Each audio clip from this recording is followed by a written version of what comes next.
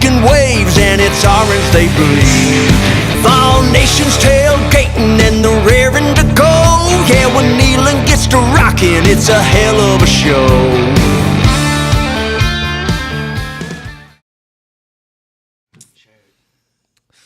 All right, hello everybody. Welcome to episode 19 of the Vawls Deep podcast. Week 3's in the books, and our Tennessee Volunteers are 2-1. Such a disappointing game. That may be the understatement of the century. It was not a good night on Saturday, but we're going to talk a little more about it today. But I will say, it's always a great day to be a volunteer. Still bleeding orange, Luke. Still bleeding orange. Always. We're coming to you live from the Vawl Cave. We're live on Facebook and YouTube tonight. So share this out for us. Give us some likes if you don't care. Give us some shares. We have a ton to talk about regarding the Tennessee Volunteer football team. And for the first time so far with our podcast, it's not going to be very good. I'm personally just now starting to kind of clear my mind about this game. Are y'all over this loss yet? No. Any sane person is going to say no. I'm not sure I'm going to get over this loss until we beat Alabama next month. Yeah. I mean, I'm not mad. I'm just disappointed. Yeah, disappointed, definitely. I don't know. But This one stings bad. I wish I could control being so emotionally attached to look, boys, this we gotta stuff, look at but it it's like not this. possible. The sun's going to come up in the morning. That's what we got to look It at. did. The sun come up. Sun come up. We're still wearing orange. There's still plenty of football left. Yeah, we're going to grade position groups from the loss in Gainesville. It's We're not going going to to be pretty. go over General Neyland's game maxims. Did Tennessee cover all Neyland's maxims? No. This one should be easy. We're going to preview Week 4 matchup versus UTSA in Neyland this Saturday. We'll give you all the information you need regarding that game. We'll have our keys to the game as well. We have Week 4 game predictions coming up. We have giveaways as well. Spur, who won last week's giveaway? That'd be Leland Griffith from Sparta. Leland Griffith. This is Sparta! We'll get with you. I know I still need to get with Dalton, too, and one more. But I promise I'm going to get them out there to you. We'll be doing another giveaway, $25 gift card, baseball, football cards, some decals. So stick around for that giveaway. Speaking of predictions, this might be the highlight of the night right here. Spanky finished last in last night's show's Pick'em. Spanky drew out of the punishment cup, the cup of misfortune. And he has to do what, Spank? I can't remember exactly. I got to take an ice bath for 2 minutes. 2 minutes. We ain't going not 1 second over, Corbin. Not 1 second. Did you bring your Speedos? Look here. I brought something that I know all the women are going to like here because, I am the women's pet, the men's regret, the Spank baby. Oh, good Lord. All right, so tonight, Spanky will take himself an ice bath for all you ladies out there who are dying to see him in the Speedo. Yeah. I'll go ahead and warn you, ladies. If you want to see me in a Speedo, you're gonna have to just wait on that one because that one I ain't gonna go full Speedo. But look, I will show you peak male performance. You gonna give him the OnlyFans? Nah, we ain't gonna do that one. You have to work for that one, ladies. Yeah. Corbin went 8-2 last week, bringing his record to 29-13. You damn right. Spur went 6-4, bringing his to 24-18. Spanky went 6-4. He's 26-16. I went 6-4, bringing myself to 25-17. So we have another three-way tie. There were 45 total points in the tiebreaker game. I picked a total score of 54. Spanky picked a total score of 58. And Spur, I'm sorry, brother, but you picked the high score of 66. Now, wait a minute. Now, I picked the final score of 32-24 for Tennessee. That's 56. Are you sure about this, Luke? I'm sure. I'm sure. 32-24. That's 56. We gonna go back and look at this. I wrote it down. I'm going to have to pick out this Dago Cup again. I'm trying here now. You're making me second guess. You're legit. I made you second guess. No, don't second guess yourself, brother. You're doing me. fine. It's me. I want some award over here because other than week 1 with high school football, I've only lost 5 games picking between college and NFL. We don't give a damn. Get on my level, son. On your label? Level. Oh, okay, level. Okay. You know, I really thought we'd put up some points, so I went with 66 last week. So, yep, I guess I'll draw out of your cup again. Yes, so Spur has to dip into the cup of misfortune for now the 3rd time. Remember, everyone, Spur still has to be a parking lot attendant at Walmart. Why didn't you do that in Gainesville? What happened? Well, The loss happened. You know, well, I sat in that swamp for 5 hours. Is that not enough punishment? you got a good point, buddy. I figured y'all do it that Friday night whenever you get down there. You know, welcome the people. Well, we'll talk about that later. That probably was a good idea. You probably gotten arrested and couldn't go to the game. I'd probably been better off. Yeah, probably. So Spur will dip into the cup of misfortune. Last week he ate a mayonnaise and banana sandwich and he liked it. So Pretty good. yeah, that's Nasty. different. We have start bench cut. We have Florida, Alabama, Georgia, or other, and of course we have the duel. Where I'm still the champion. Spur is the reigning 4-week champion. Will that change tonight? That's just 28 days. He's a long ways off from 76. How does your days keep going up when you haven't been champion? Yeah, I'm sensing some tomfoolery right here. I got a record book, record label. I have all the statistics for all the Yeah. championships. He's Whatever. probably got that Wartburg math over there. Your dad's already asking when is the ice bath. Are you going to have to wait? Miranda's laughing. James on YouTube says, fellas, it's looking more like 7-5 after watching the Florida I I don't game. wouldn't know go about that all far. that. You got to Come be on. optimistic now. Come on Sky's now. not falling yet, James. Jonathan on YouTube asked, how was the tailgating in Florida? It was great. It's definitely top 3. It was awesome. The tailgate was absolutely tremendous. It was great. Yeah, they had multiple people didn't they? They said they've never seen a fan base come down there and do what we did to them. And I'll say, we may talk about it a little bit more later, but the fans of Florida was not what I expected. They were very receptive. It was more friendly than I thought. I think going in, Florida's fans thought they were beat, so they wanted to trash talk any. We had a few chips and chirps after Just a the game, few, but yeah. nothing egregious that we Yeah, wasn't I expecting. had a girl after we scored the first touchdown. I was really happy, and I got a pretty good shove in the back off the bleachers. But other than that, it was pretty good. We had one college girl that stopped us on the street after the game. Oh, really? and What said, happened? Said, y'all been crying? Look at you, Vawls fans. Oh, Like, wow. yeah, pretty much. Yeah, we have. We deserve it. We've earned it. As much as I was talking going into that place, I deserved way more than we got. Chase says, hey. Jordan says we had a blast on the street taking over Gainesville at least. That is very true. We definitely Absolutely, took Jordan. it over. Tina says, hey, Luke, still love my Vols. You know, we met a lot of supporters of this podcast out there on the street. We So did. A lot of people, yeah. The support was awesome. We took a lot of pictures, and word's getting out about the Vols deep. You're very right about that. And we'll be there this Saturday, baby. We will. Nick says people are overreacting, and I find it hilarious. I don't know yet. We'll see what we look like. I got an opinion of that later. So Ethan says he needs the ice bath. You need to join Spanky in the ice bath. Hey, now. Hey, come on now. That's for a different type podcast. Yeah. Yeah. This is it. catch that at Spanky's OnlyFans. Yeah.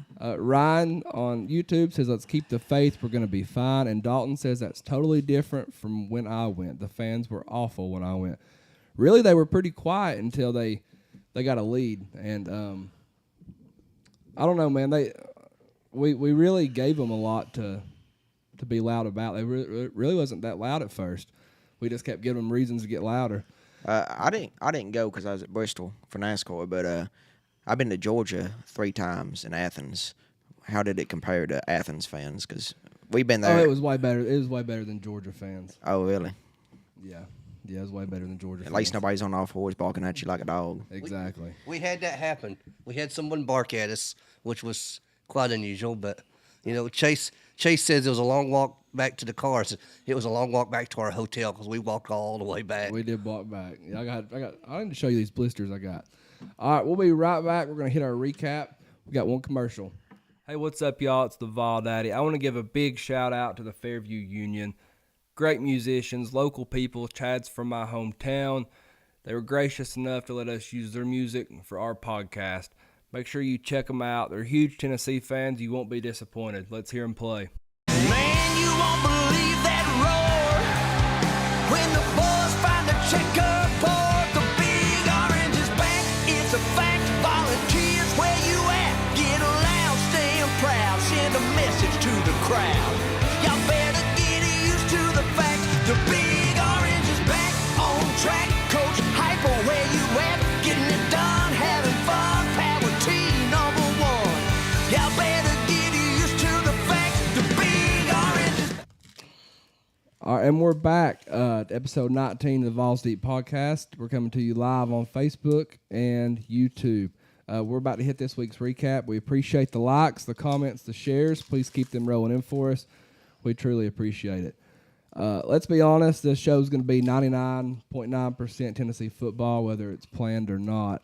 So before we get to what eating our insides out, let's just do some quick recap info.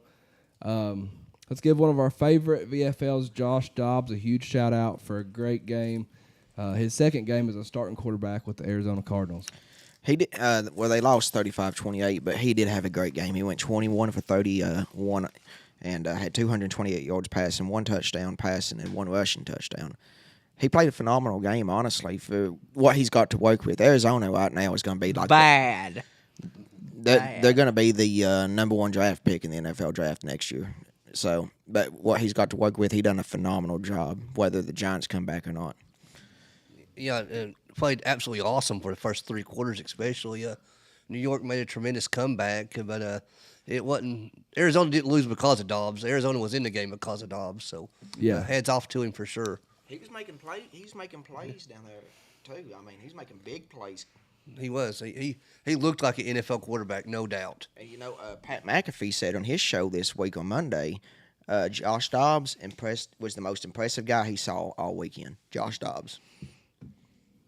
Yeah, 21-31, 228 yards, 2 touchdowns. Just so happy for him. I just wish. I hope this takes him into a. See, a Titans, better look what you position. could have had. You could have had him. They did have. We got it. Tannehill. They did have. Oh, it. wait, we got Tannehill. Yeah. Don't be bad. Don't be bad. I love Tannehill.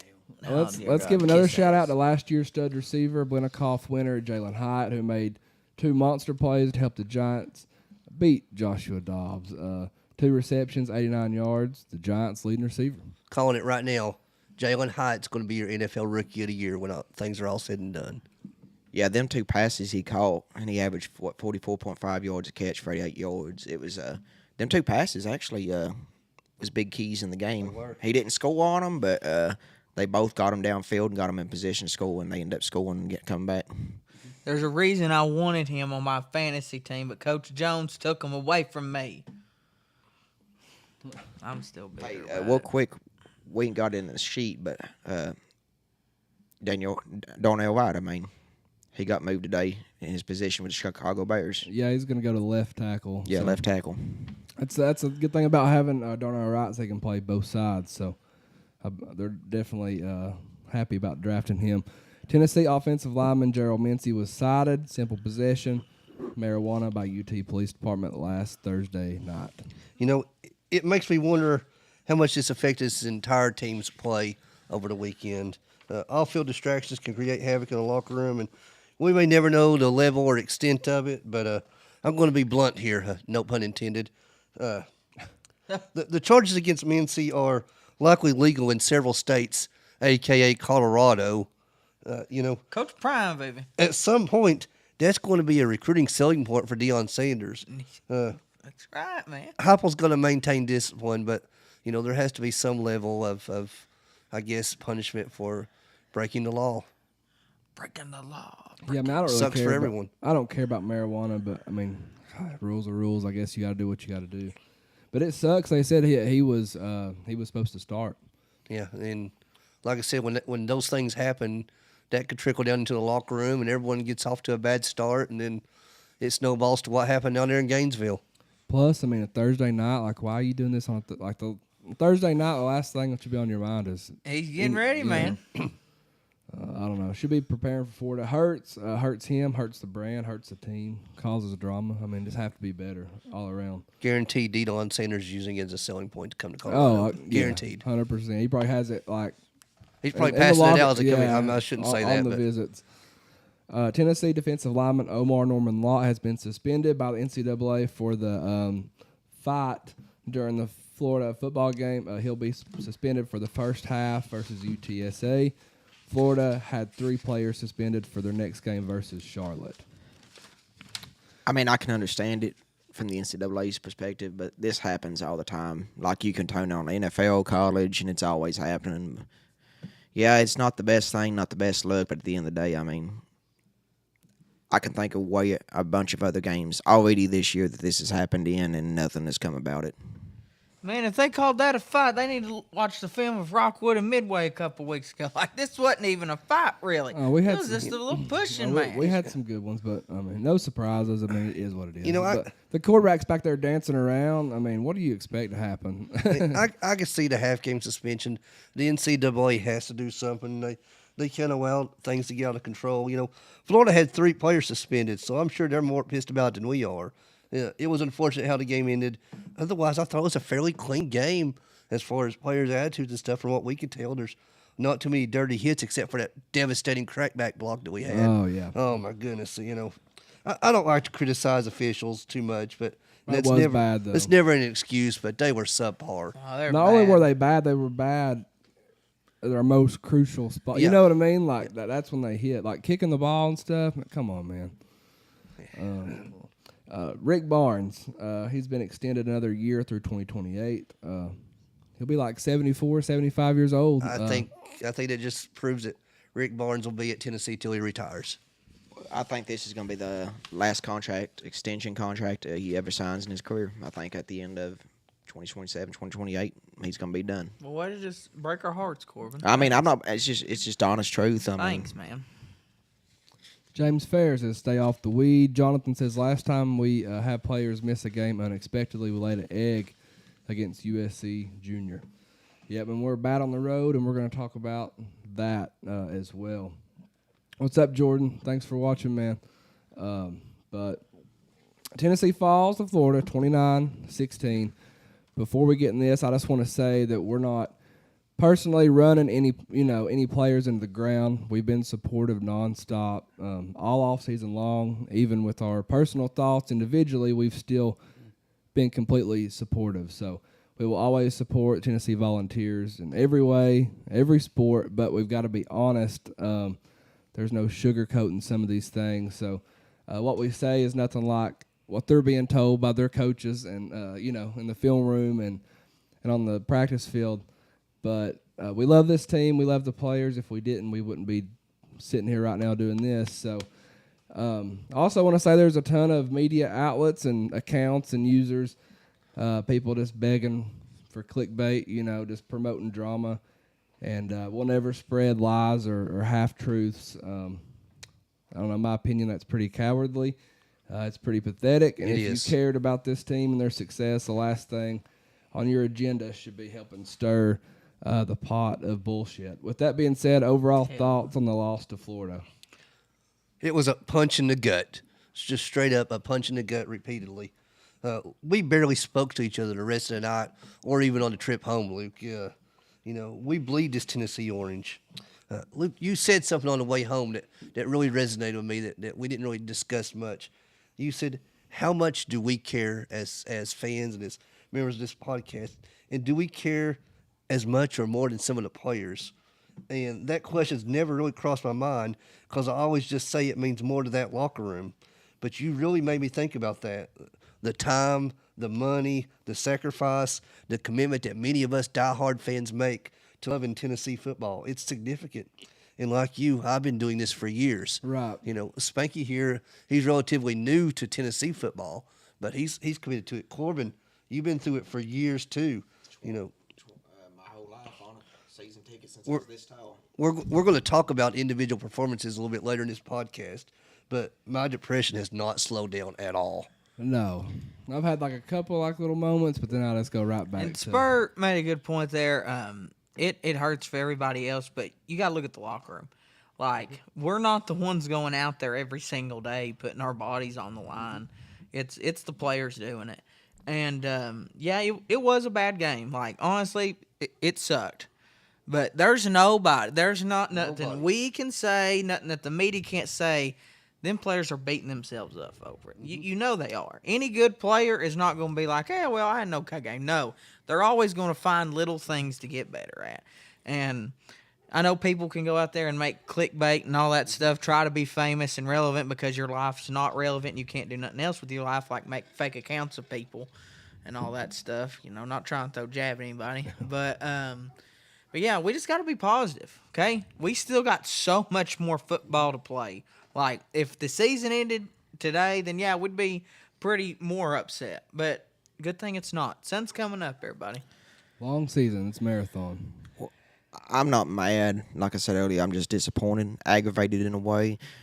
But, last week I said it's going to be a close game because Tennessee could be the best team and Florida could be the worst team. They're still going to play us neck and neck, and it could be the other way around, still going to play each other neck and neck. And that's how this works because it's a rivalry game. It's like Auburn plays Alabama.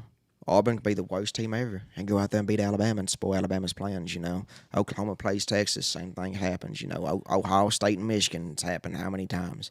I mean, this is just rivalry games of college football for you.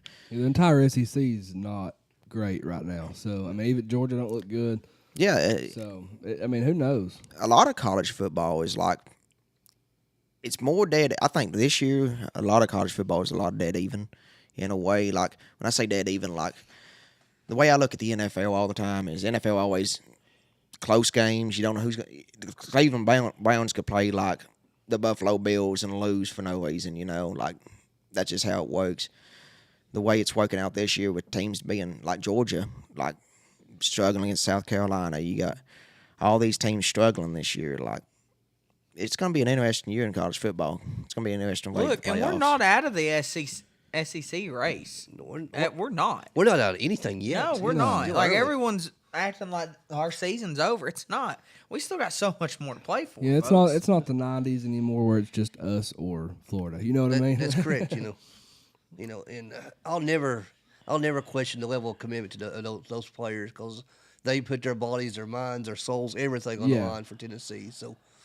It's gut check time for them, though, and they've got to really put it together, and they got to put it together now. I got to give Billy Napier credit. Got to give Florida credit. They wanted it more. They played a heck of a game. They had way more heart than we did, honestly. Billy had a great game plan, especially in the first half. Time of possession absolutely killed us. Florida had the ball for 38 minutes. Tennessee had the ball for 22 minutes. When we snapped the ball 22 times in the first half. Another great year that Florida is they have a far worse roster than we do, and they come out on top. Shouldn't be surprised, but I just am. All I'm saying is wait for that game next year at Neyland. Oh, it's going to be rocking. It'll be rocking. Just like it's going to be rocking especially if next it's Saturday. the last time they're on the schedule for a couple of years. Yeah. Supposedly. It's devastating. Who knows the next time we'll go to the swamp with all the changes going on and stuff.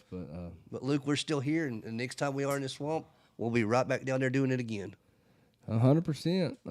That's what there's no point in not being a fan now. We've dealt with this for so long. Committed.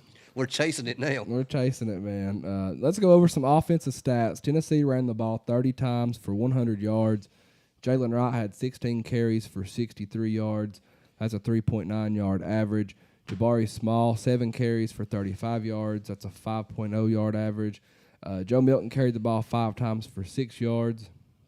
Overall thoughts on the Tennessee run game? In person, it didn't seem that bad. I thought that in person, watching the game, I ran the ball well. But a lot of those happen on 1st and 15 plays due to pre-snap penalties, and then we become kind of predictable on it. We couldn't go 2nd and 12, and just frustrating to say the least.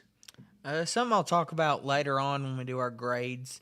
But it does start up front because without a solid up front unit, you ain't going to have a good run game, ain't going to have a good pass game. And I'll talk more about that here a little bit. I think Jabari and Jalen both ran great. But Jalen scrapped and clawed for every yard that he got. Tennessee offensive line is not good. When you've got 3 or 4 in the box, and we've got 5 or 6, and you can't run block. Now, I will say, in the That's rough, second man. half, they were fighting for yards. Oh yeah, They were fighting for every single yard they wanted. For what our running backs were dealt, I think they played good. Yeah. The effort was there the whole game. It was just mental mistakes cost us so much. Yeah, I don't.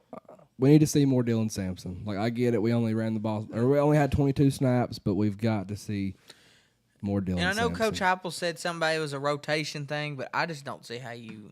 I'm not saying they forgot about him, but I mean, just don't know. even not even just. I mean, I'm going back to Austin P too. He gets 3 carries against Austin freaking P. Like, come on, man. We got to see him this week. We have to. Yeah, I mean, Maybe this could just be something off the field going on. We don't all know about.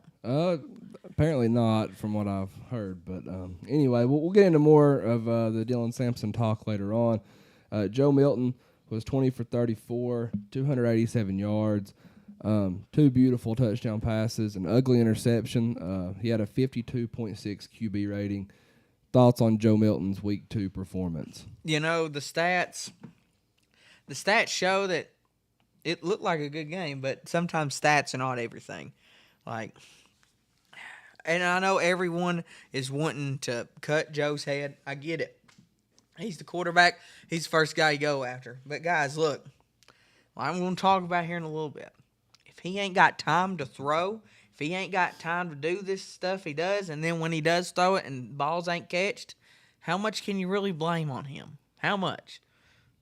You know, the deep balls Joe threw were beautiful. I mean, they were perfect. 2 more should have resulted in either touchdowns or pass interference calls. I can't see how flags were not thrown on 2 of those deep passes in the end zone. I mean, it was clear as day. I mean, I just don't get it. But they weren't thrown on either one. And why are we not going across the middle more or throwing it deep more? I think it would open up some more. The screen pass always does so good, especially on 1st and 15 when every defense knows what's coming now. Yeah. I've said on here a couple times he needs to develop that connection with the wide receivers. And I hope, like this week in practice, him, the wide receivers, offensive line, everybody is like worked together, develop a connection, like grew together. Like, you're going to have to like become like best friends in this situation, like be each other's buddy. Like, let's come on, let's go. It wasn't bad, wasn't great. He definitely didn't lose the game for us or anything like that. No. Some really pretty throws, some not so good throws. We'll talk more Milton later on, but he isn't the reason for losing. I don't think replacing him is the answer to winning. We can't protect, we can't protect right now. I mean, if we put Nico, he's going to get killed. Oh, yeah. And for anyone out there that thinks one person costs us the ball game, you obviously do not know the game of football. There's a reason there's 11 guys on the field at the same time. Not one person can single-handedly cost anybody a ball game. I don't care what you say. Ain't no official can cost you a ball game. It's a 4-quarter game. However many snaps, what is it? Maybe 150 snaps a game. You can't tell me you can't do something different on a snap beforehand. Kind of the same situation with the Tennessee Titans at the moment too, with Ryan Tannehill. If you think about it, like remember last year, Tannehill snapped the ball and gets sacked before he got the ball in his hands, and now it's happening again this year. You got to have an offensive line. I'm really frustrated for Joe. I believe he's got a ton of talent.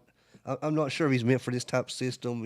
He looked awesome against Clemson last year, and so what has changed between then and now?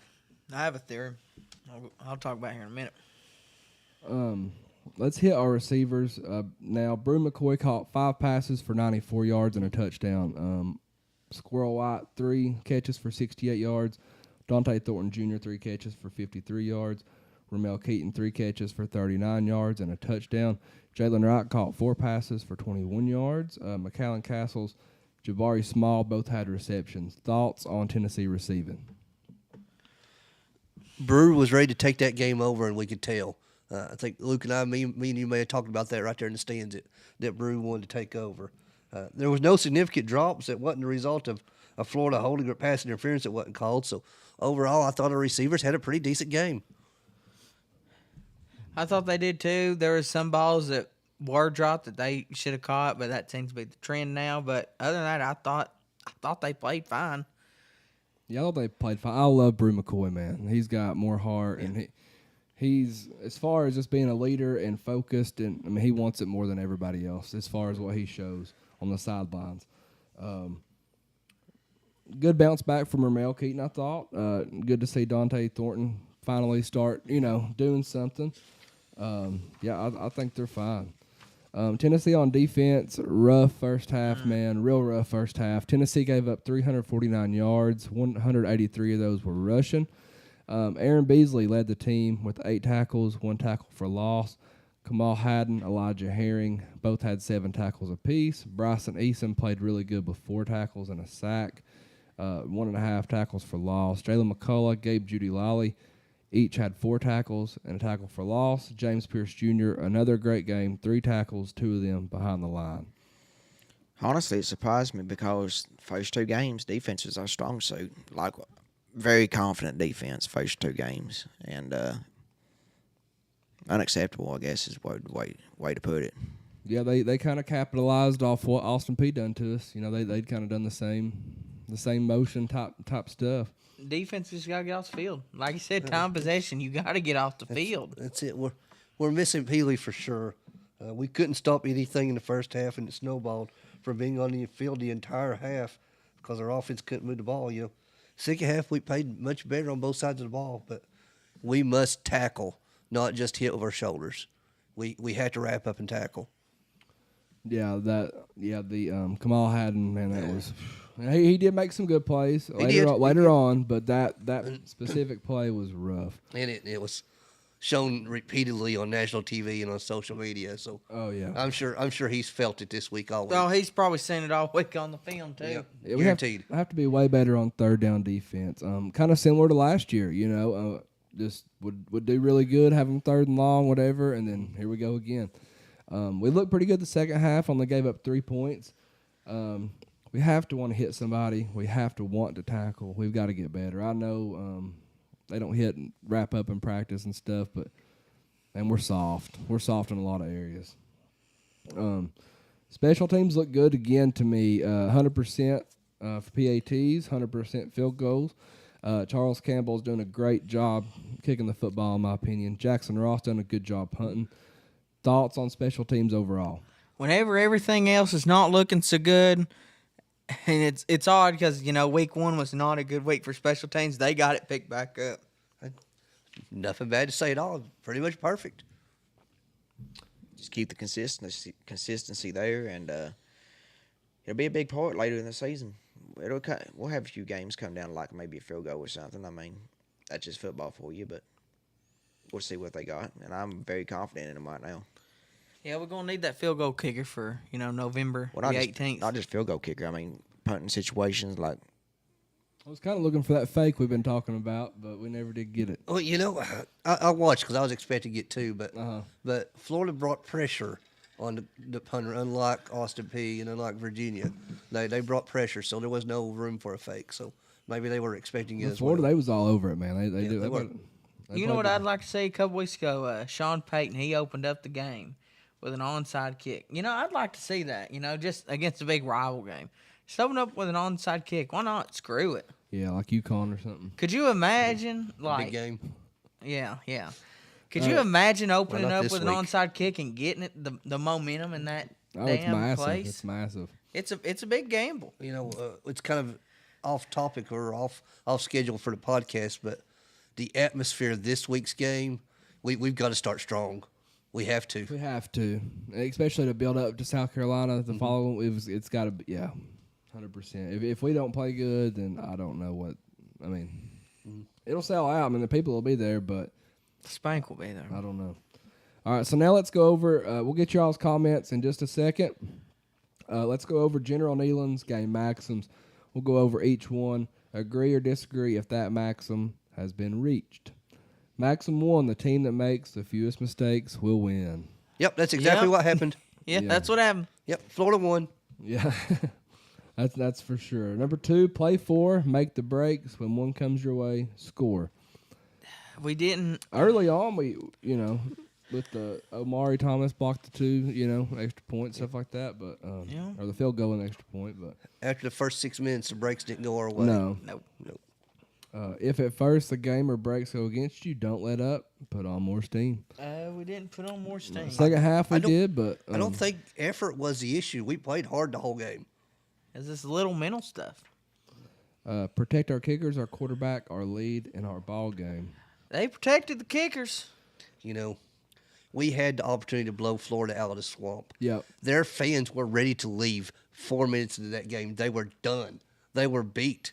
Right then, they were beat. Yeah, And we they- allowed they- them to come back into the game. It wasn't that loud, and we gave them reasons to be loud. Yeah. And that sucks, man. If we stop Florida on their second drive and go back down and score, we beat them by 35 points. I mean, They were ready to give up. I'm telling you. when We I sensed it. when I made that live, I mean, even on the title, I literally put Florida ain't, with the Yeah. poop emoji. I mean, it wasn't.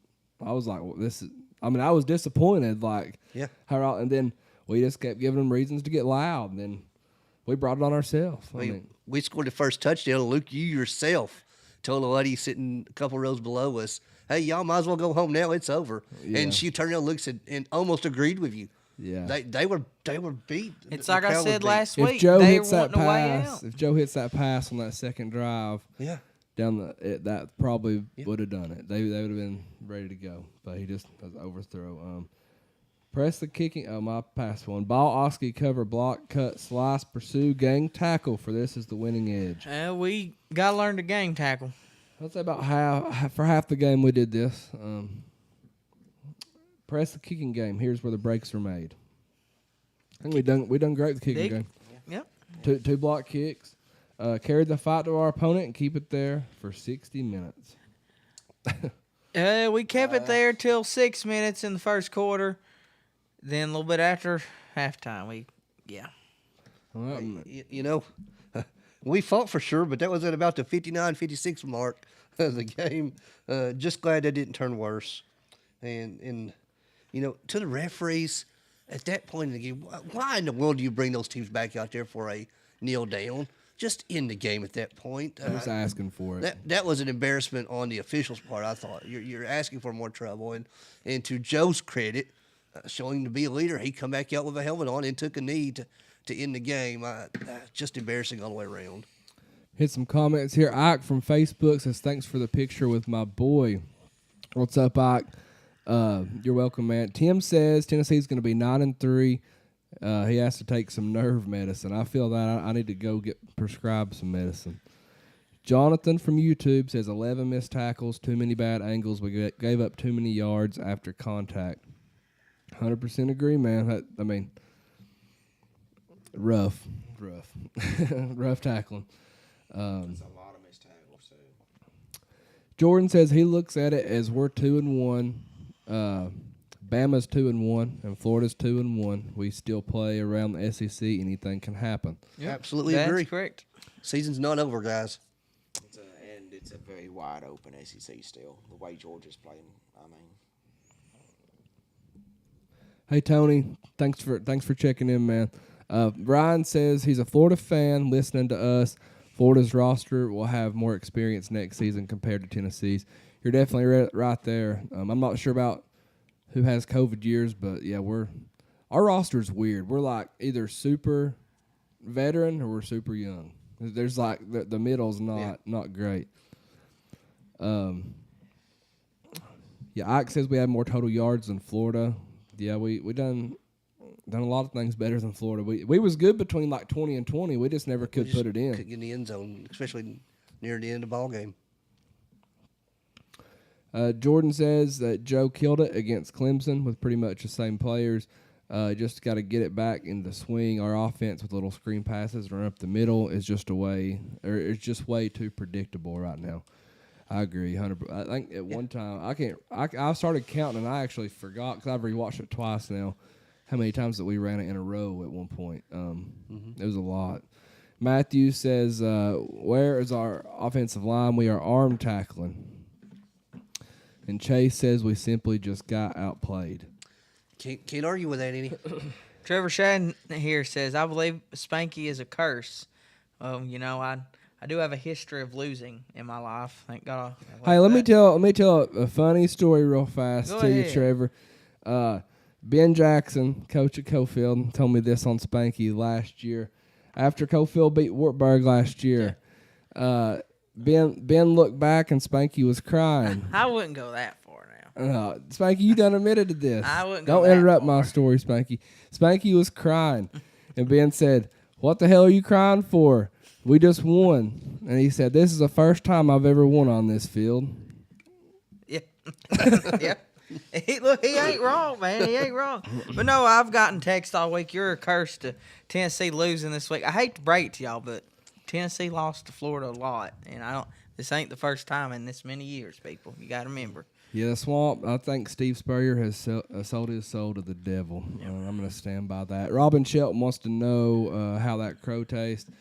It's pretty bad. It sucks, man. Robin. It's pretty Put bad. it in the air fryer for 15 Go minutes. Tastes ahead. pretty good, buddy. Talk your trap now, Robin. Go ahead. We'll Jordan take it. asked what happened on the fourth and one when the ref kicked the ball and allowed them to See, sub. I still think that was a bunch of horse crap right there, and Heupel had every reason to be upset. Yeah, you know it's bad whenever Kirk Herbstreit is on Tennessee's side about officiating. Watching that happen live, I seriously believe Joe Milton thought there was a timeout called. Because Joe Milton walks 4 steps toward the sidelines. I don't know if you can see it on TV. Yeah. But he's walking to the sidelines like Florida's called a timeout. And then the rest says, "No, you got to play, you got to play." And he's like, "What?" Then why are we stopping it? That's Yeah. what. Yeah, just inexcusable on the officials' part. It is. That's what you call SEC refs right there. They were supposed to be the best crew, I reckon. And Florida had the ball. I believe it was a 4th down play inside the 15, and they broke the huddle with 12 players, and then called a timeout before they snapped it. You break the huddle with 12 players, it's a penalty. I was it was bad all the way around. I don't even know that was seen on TV. It was rough. Is it penalty if you do it? Maybe it's defense. You can have 12 out there and take one off the field. Is it if you break the huddle with 12 players? Is it a penalty? Is it okay? Because I know on in- offense or defense. I know on defense, if you got 12 out there, you can get him out of the game before Yeah. they snap the Yeah. ball. I'm pretty sure if you break with 12 on offense, I'm pretty sure it is. Yeah, and you can see Heupel going in and questioning the officials on it. I don't know, man. It was rough, and like you mentioned earlier, you don't like blaming the officials being hard on them, but I it was don't. bad, and it was bad in all of our important situations. That's just it. Plays are missed in every game, but the calls that were missed against Tennessee seemed to happen at the times where it was most important and most critical. I just don't get it, Luke. I don't, and I don't criticize officials. I'm just frustrated beyond words as to how that. Spur, you should have went down there. You should jumped on the field like that fan did and took the referee's hat. Actually, You should have took his hat. Somebody and his shirt somebody and his tagged him flag. earlier in here to come in. oh, so. Dylan, I saw that and I was like, I thought it was I know Corbin him. for a minute. I ain't gonna lie to y'all on television. I thought it was Corbin. I was at NASCAR. I know you at was. Bristol. I was like, man, he's ran all the way down from Bristol. I was at NASCAR at Bristol, and Hunter is in the NASCAR fantasy group with Dylan. And Hunter said, "You'll never guess who just ran across the field at the Florida game." And I was like, "Who?" I was like, "Was it Luke?" No. He said, "It's Dylan." I was like, I think it's funny that they suspended him for like 3 years of the Swamp. Like, we're not going to be back in Yeah, 3 that's what years. they So done. what's that do? He's become a Hey, we should let him run through the tee on Saturday, man. Oh my goodness. But that's our recap. We'll be right back with our first main talking point of the day. We're going to grade position groups. We've got a lot coming your way. We've got an ice bath that Spanky is going to have to get into. Gosh almighty. And we got our predictions. We've got giveaways. We've got the dual start bench cut. We've got a lot coming your way. So stick with us. Big Orange Concrete Pumping. They can accommodate any residential or commercial concrete project that you may have in mind. They have one of the biggest line pumps in the state. They take a lot of pride in their work, and they're waiting on your phone call today. Their number is 865-371-3367. Whether you're pumping noise and kneeling or pumping concrete, make sure you roll with the Big Orange. That's Big Orange Concrete Pumping, 865-371-3367.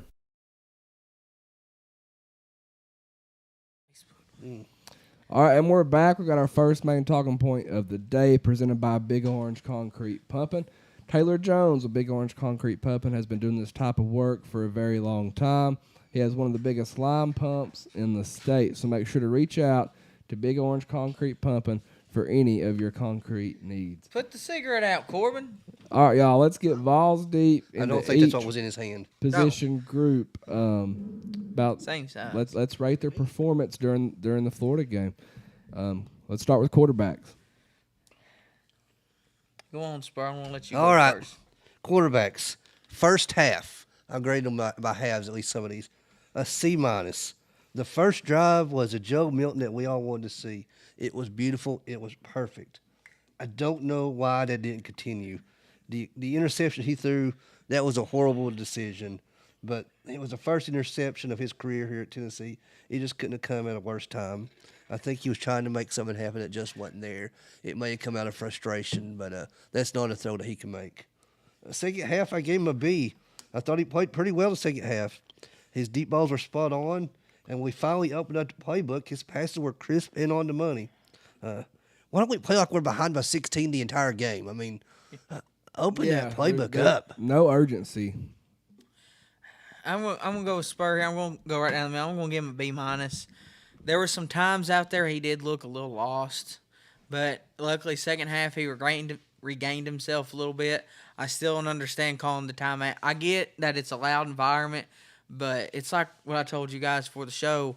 You knew going down there, and you knew right there at halftime, this is going to come down to the wire. We got to save our timeouts here. We can't use them right out the gate, and we did. And then, I'm gonna go with a B-. I'm going to go with just a C. I mean, bad interception, some bad plays made, but he still went 20 for 34, which is not the best ever. 287 yards, still good numbers. I mean, 2 beautiful touchdowns. I'm gonna go with C. He does need more time, but at the same time, he can't expect everything to be perfect. When everything is perfect, he's really good, but he's got to have a plan B sometimes. You know, sometimes you have to be a playmaker. You're not going to have a perfect pocket. And plan B can't be the swing pass to the outside every time. Yeah, 100%. Running backs. We gave our running backs a C. No running back had any real large carries. Maybe that was the O-line, but we are better than what we showed, and we've got to be better. I'm gonna go with the B. Running backs, they were fighting for the yards in the second half. They were fighting for every single yard, and for that, I'm gonna give them a B. Like what I'll talk about here in a second, it's hard to run the ball whenever you got a defender in your face. Yeah, I'm gonna give him a C, I guess a C. Just out like you said, it's hard to run with defending your face, the way the offensive line was working and everything. But we being 3 deep and the way we could have were post to execute things. Like what do we have total yards on running backs? 150, 100 yards. I'm going to just off that, I'll have to bump them to maybe probably a D+. Like, I expect way more out of this running game. Like, we have some all-star running backs here. I'm going A, but I'm just judging running backs, not blocking and stuff like that. You know what I mean? They effort-wise, they was literally scrawling, for every yard they could get, doing what all they could do. They need blocking. I still believe that we either are or one of the best running back groups in the country. I think their effort and everything, but Effort's there. There's when they're getting hit, they're getting hit in the face as soon as they grab the ball. So I'm going A for running backs, just for effort. What about wide receivers? I give our wide receivers a B. I thought our routes were run well, and from what we saw, there was not many drops. We created some opportunities. We had some yards after catches. A couple of those long throws, if the penalties are called, the game's different. I'm sorry. I shouldn't keep harping on that. This is going to be hard for me, but I'm going to go with a B- for receivers. Still some drop balls that need to be caught. Like Spur said, I thought the routes ran well, even though I don't know their playbook and what type of routes they run. But they looked like they ran well. But, yeah, and receivers, they got to block too. Everybody's got to block. And I think that needs to be the point of emphasis. I think they need to get the sled out this week, old blocking sled. Push that thing. Give him B for me too. Some bad missed catches, but we executed pretty well. I've got B. Played fine. Great group. They are improving, I think, each are. week. Yeah, I'm gonna go with the B. I think we played better with wide receivers this past week than we did against Austin P. 100%. I think Brew McCoy's going to step up as a leader very, very quickly. I do too. You can tell you can tell he's short to the point, and yeah. Tight ends. Tight ends, I'm going B-. I thought they had the best run blocking out of everybody. And I know that ain't saying much, but I thought they blocked pretty well for tight ends. That's pretty much it. B-. Nothing really stood out good or bad. I don't know if any of our tight ends had any catches. I think one maybe, but their blocking was probably pretty good overall. Yeah, give him B. Yeah, I've got a B as well. Done their jobs. I want to see the tight ends involved more though. I'm not one of them. Over the middle. I'm not one of them people that's just like save it till you need it. I'm more of, hate to bring it up, but I'm more of the Georgia approach where if you've got a good tight end, use him. Save it. Hell, we need it now, Yeah, Luke. we need it, yeah. And I hate that. I know it's Don't a video save game. money but when you broke. Even on like Matt, I love using the tight end. And with tight ends like we've got, McAllen Castles, Jacob Warren, you've got to use them more, especially whenever they're bringing pressure and stuff like that. I don't know. To me, it's a lot more simple than what we're making it. Like what someone said, scared money don't make money. So we got to use them. Offensive line. I'm going to give them an F. It's the first F we've given out all year. And like I've kind of been preaching beforehand, an old line coach once told me, all y'all have smoked a cigar here. You smoked one last year. What do y'all need in order to smoke a cigar? Fire. You need fire. You need a fire up front in front of that cigar where no smoke's coming out of the back. If there's no fire up front, ain't no smoke coming out of that backfield. Ain't no smoke coming on your deep balls. You got to give time. And that's the thing. Like, we're not a young team. We're a pretty old team, if you think about it. Yeah, we lost some key pieces, but we had a lot coming back. And losing what we did on the offensive line, especially Cooper not being there, Joe Milton, if he had the same amount of time that Hendon Hooker did last year, that we could be talking about a whole different ball team right here. And up front, that's where it starts. And I think they're going to regroup from this. They're going to watch film. They're going to pick up who they got to pick up. And sometimes, look, you just got to drop your nuts and block somebody. I hope you're right, because after that Austin P game, then this one, I don't know how fixable it is. I put them at like a D-. The false starts was kind of ridiculous. That hurt us a lot. Yeah, I also said D-. Just what Corbin just said. I have wrote down how many false starts do we have on first downs that kill drives. We can't start 1st and 15 and then get 2 or 3 yards on first down and expect us to go anywhere. It killed us. How many times was Joe Milton hit or under pressure? It was our worst offensive line performance under Josh Heupel. Oh, 100%. And I'll give them this. They do more than I could ever do. I'm telling you. Absolutely. I couldn't do what they do. My Lord. I ain't saying much, Spanky. It ain't. Can you give him a G? I wouldn't give him a G.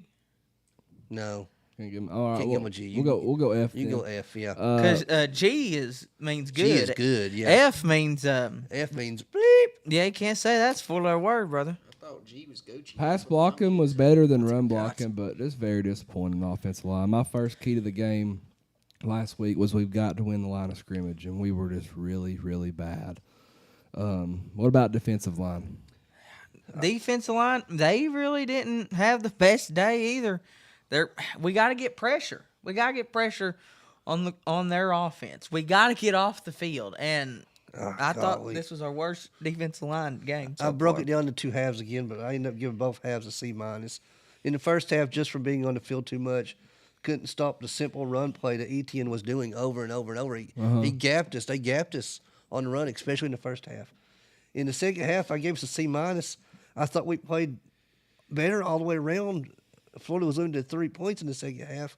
However, there was one play that stood out to me, and I know it stood out to you, Luke, and it ate me alive when it happened. Florida has the ball 4th and 2, at about the 40-yard line. Oh, my God. And everybody in the stadium is screaming, "Don't jump off sides." And they know. They're not going to snap the ball. We all know they're not going to snap the ball. There wasn't And even what a do? play called. We jump off sides and give Florida a first down in a very critical moment. That killed me. I was so pissed. They showed it on the TV. Billy Napier even knew it. There wasn't even a play called. You just try to do this just to see if something happens. Billy loved it. He's hard as This a is rock. something that we scream at our little league teams and middle school teams. Watch the ball. You're right in front of it. Oh, Lord. Sorry. I got a C minus. I got a, well, same thing Spanky said. We got to pressure. We got to put pressure on them, and we got to get to the quarterback, stop the runs, everything. Yeah, I've got to see. I love our defensive front. We were held a lot. We I'm were. going to give them that. We were held a lot. A lot of them were clear as day. But I mean, a lot of bright spots there. Yeah, I think I'm going to go with a C. I think they were average. What about defensive backs? I also gave defensive backs a C minus. Mm-hmm. We just couldn't get off the field on third downs, especially in the first half. Haddon was picked on, and just that awful shoulder tackle that he threw against Etienne, allowing him to go 55 yards for a touchdown. They went after him like 5 times Oh, my first goodness. drive. Yeah, they did, and I don't blame them. I would have too. Frustration.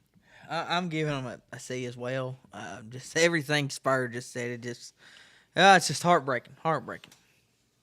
Yeah, Spur said it. Give him a C. I got him at a D. There were highlights. I think Gabe Judy They needed to play some D. Gabe Judy Liley's really good. I don't know is. why he's not on the field more, to be honest. We got to learn to tackle. We have to want to hit somebody. I don't know if it's just coaching or what, but we need some serious leadership from the defensive backfield. Linebackers. I gave us a B. At this point, I'm just over being critical, so I gave us a B. Yeah, I give a C plus here. You can save it, or you can save it for special teams. You can give Yeah, 'em- C plus. C. I'm at like a B minus. Good play a lot of times. Man, losing Keenan Peely killed us. Bad. We're very close. We're out of position, like I've said the last 2 weeks. Not a horrible job, but and they're taking advantage of Keenan Peely being out. They're coming at our youngsters. Yeah, we're very close though. I feel like. All right, special teams. A plus A plus plus. plus plus. We blocked the field goal to start the game. We blocked their extra point on Florida's first score. We made all of our field goals and all of our kicks. All of our kickoffs went through the end zone, and all of our punts pinned them back. What more can you say, Spank? What more Can't can you do say, nothing Corbin? else. I mean, A plus. Hopefully it stays all season like that. We're gonna need them in big time games and big situations. I'd love to see that field goal kicker march out in that field on November the 18th on a dark and cool night in Neyland Stadium as he kicks it through the uprights and we beat the University of the Georgia Bulldogs and we storm that field once again. All right, Spank, I like it. I'm hitting the comment box I here. hope we don't storm the field again because that means we forfeit and fine like $500,000. Well, did Missouri get that fine and all that? We need to call their bluff. For what? Yeah, Missouri stormed the field this week. they did. Did they? They did. I don't Kansas watch State, they sure I don't did. watch much Missouri football. But Jonathan says the ref should have taken a timeout on that play. They hosed us on the fourth and 1. hold up. You So- should have just never done it to begin with, a timeout. There was an automatic play call. They saw something quick that they wanted to pounce on. Hold up though. So Missouri stormed the field. Yes. Yes. Didn't Greg Sankey say if you storm the field, you were going to have to forfeit the game and have to the next time they come home, you can't play them at home? It was a non-conference game. What? Why should that matter? I don't know the details on on all that yet. I just don't know how the much. kid made a 62-yard field goal to win the game. And they almost screwed themselves because how do you get a delay a game on a PAT Well, or a field goal? If it was Tennessee and we was playing like UTSA and we kicked a field goal to win the game and everybody rushed the field this week, I guarantee you right now they'd come down on us. I'd hope. Missouri beat Kansas State. It was their biggest win in program history. Sorry. Who cares? Stay consistent with what you say. I would hope we. Matthew wouldn't storm the says, field. "Can we perform an exorcism and Beat us a few sacrifice at the 50-yard line at Ben Hill Griffin to break the curse? I was 12 the last time we won at that place. Spurrier has a curse on us." We had some plans in place had we won that game. Let's just say that it was not going to be pretty. Jonathan says his only explanation for the play calling is we have no faith in the offensive line, and we're trying to exhaust the defensive line by making them run sideline to sideline. Just so many passes to the sideline. Jonathan says the point where we jump off sides on fourth, that was my breaking point. I had to take a quiet walk around the Neyland Stadium and get another drink from the party deck bar. Jamie says the missed calls were unmissable. Yeah, They were. they were just. I mean, Brutal. They couldn't have been any more, obvious. When we could see the jersey being tugged from our seats in the stands, I don't blame referees for anything, but gosh dang. Jordan says he feels that the coach doesn't trust Joe. Why has he not let him unleash that arm yet? That's kind of one of our questions that we've wrote down. So we'll definitely talk about that shortly. Travis Daniel says you can't run the football with no blocks. 100%. Let's see. Logan Adcock says great is for you, for unsatisfactory for the whole game minus special teams. Yep. Let's give out some game balls as hard as this is to do. Who gets your all's offensive game ball? I gave it to Brew McCoy. Brew was ready to take that game over for sure, and he showed more fire than anybody else that I remembered seeing. So Brew McCoy gets my only game ball of the game. I'm not giving one to the defense. I ain't even gonna give one to anybody. All right. I just can't do it. Look, when this is how I look at it. Do coaches give out game balls when the team loses? I ain't giving out no damn game ball. We didn't win. Didn't win the game. Spanky's so hard right now. Yeah. He's all mags about this ice bath he's about to take. Yeah. I'm gonna go Brew too. He did play a good game, but just his leadership. Brew wants this, and I truly appreciate him. Defense, I'm gonna go Gabe Judy Lolly. 4 tackles, 1 tackle for loss. I think he stepped up in the secondary. If you're going to choose a defender, that's the one. All right. Thank you all for listening to our first main talking point of the day. Gonna have to take a real short commercial break here. We have a lot more coming your way, including a giveaway. Share this out for us, please. Comment and like. If we missed your comment it again, and we'll get to you. Next, we'll have Start Bench Cut. Since July of 2021, our student athletes have capitalized on so many NIL opportunities that have been presented to them. Those opportunities exist because of the power of Vawl Nation. When you combine the most passionate fan base in the country with the city of Knoxville and our great state, you create the nation's #1 NIL destination for student athletes. There's no better place for our players to build their brands than right here at Tennessee. I encourage all of you to support and donate to Spire Sports and Our Lady Vawl Booster Collective. These collectives are here to serve our student athletes the right way in our community. To get involved, please scan this QR code now. It's been an incredible fall for our program, and we are just scratching the surface of what we can accomplish. Let's all do our part to ensure that Tennessee continues to lead the way in name, image, and likeness. Go Big Orange. All right, and we're back. Welcome back to episode 19. We're live from the Vawls Deep Man Cave. We hope you're having a great Wednesday night. We're live on Facebook and YouTube. Slap that like button for us. Share this out. We'd truly appreciate it. Next, we have Start Bench Cut, and then we'll get to the rest of your all's comments. I'll give a question. We have to rank our answers from first to last. Start being 1, cut being 3. Y'all ready? Let's do it. What is your record prediction now after Tennessee's loss to Florida? 10-2, 9-3, 8-4. I'm gonna go with 10-2. That one's more reasonable. I still, even though there's a bunch out on the Alabama game right now, because they got a lot of crap going on. It's either going to be Alabama or Georgia, one of the two. 9-3. I don't see us losing both of them. I'd hate for us to do that. And then 8-4, just no, we ain't. I don't think we're getting that low. I'm starting 9-3. I'm benching 10-2, and I'm cutting 8-4. I got the same order Spur does, with the reason like 9-3 being like Bama and Georgia. I think that may be I got Georgia and one other.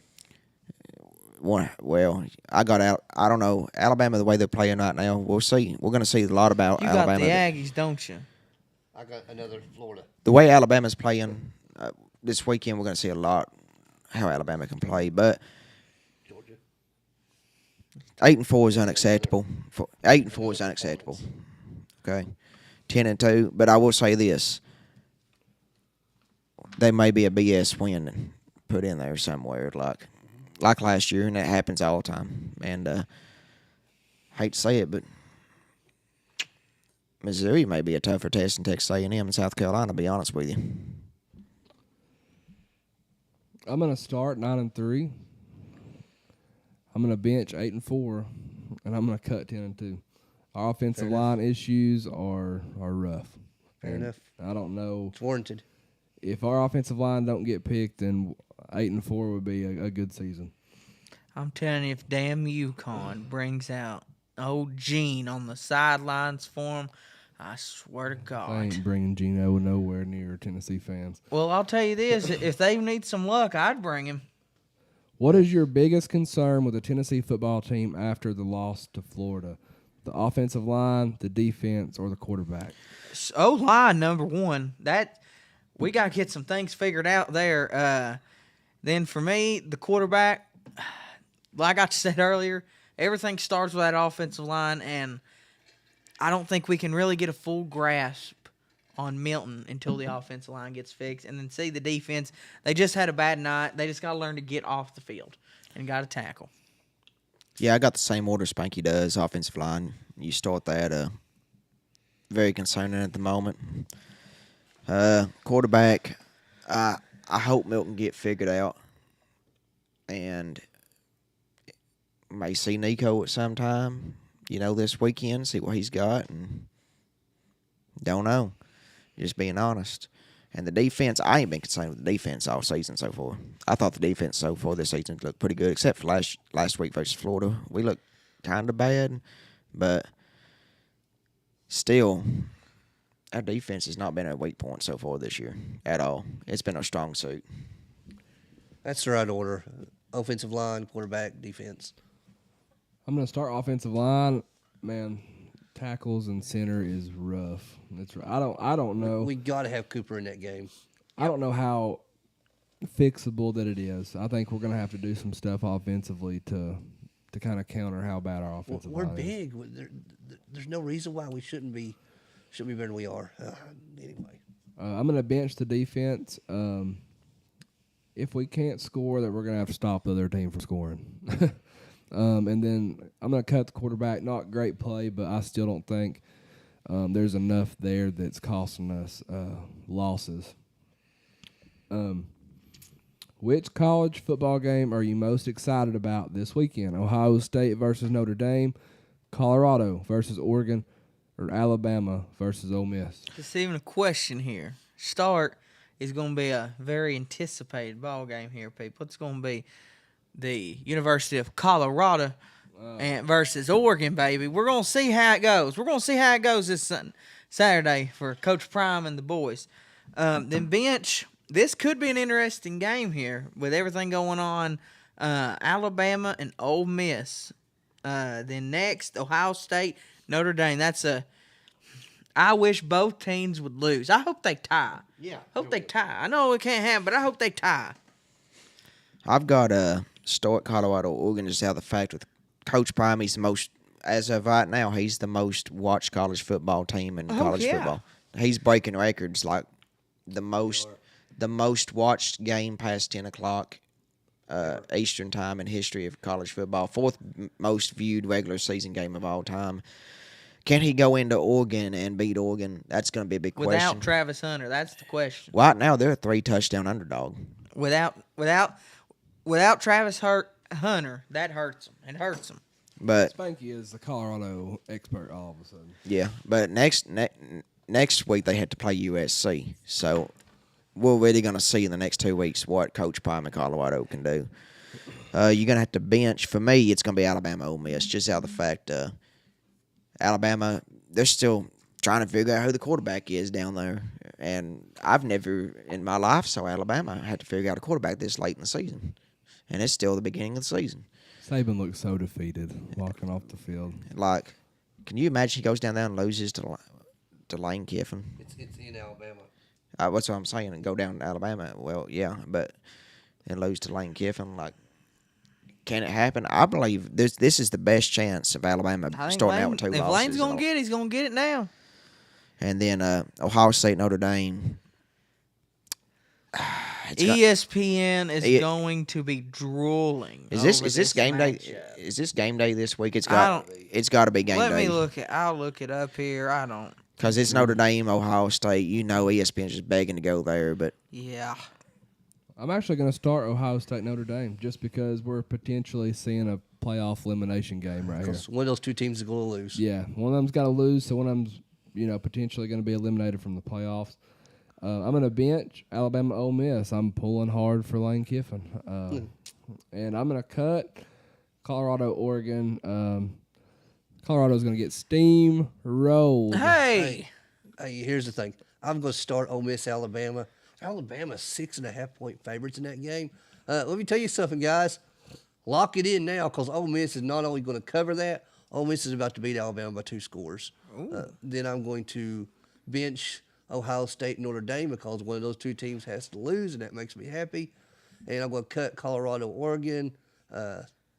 There is no excuse. Injuries are not an excuse. So remember that, Deion Sanders. Quack. Injuries is not an Quack. excuse. It hurts when you got dogs out Play there. my It theme. hurts. Play my theme music. That's right, And man. listen, You need to play his I theme music. never want to see anybody get hurt. But when you're playing 100 snaps a game on both sides of the ball, it's bound. those We injuries are said gonna that happen. earlier. It's When bound you're to playing somebody that much, it's bound to happen. And College game day will be at South Bend. happen. Of course. I don't even know if we should watch game day this Saturday. That one might be because they ain't gonna talk about nothing else. They ain't gonna talk about nothing else. they got Pat McAfee. That's enough to watch. I don't know. He picked against the Vols. Which I Tennessee, guarantee you they talk about Tennessee losing. any chance they get. Which Tennessee player from last year do we need most right now? Darnell Wright, Hendon Hooker, or Jalen Hyatt? I'm starting Darnell Wright because I've preached all day. If we could have him at tackle, I think I'm not saying our offense would be like it was last year, but it would improve a lot. Bench Hendon Hooker. I think Joe's doing fine, but just to have Hendon would be special. And then Jalen Hyatt. Man, if we could have him, that'd be great too. But Luke put me in a bad spot here. I start Hendon Hooker. His leadership, his ability to run that style offense, his decision making, his run skills, all of the above. We're missing it terribly right now. I'm benching Darnell Wright. He would shore up that offensive line. I'm going to cut Jalen Hyatt because I still have confidence in our receivers we have now. I'm gonna start Hendon Hooker. I mean, he's a legend he is a legend in Tennessee football by this point. Like one of the greatest quarterbacks of the past 50 years here, honestly.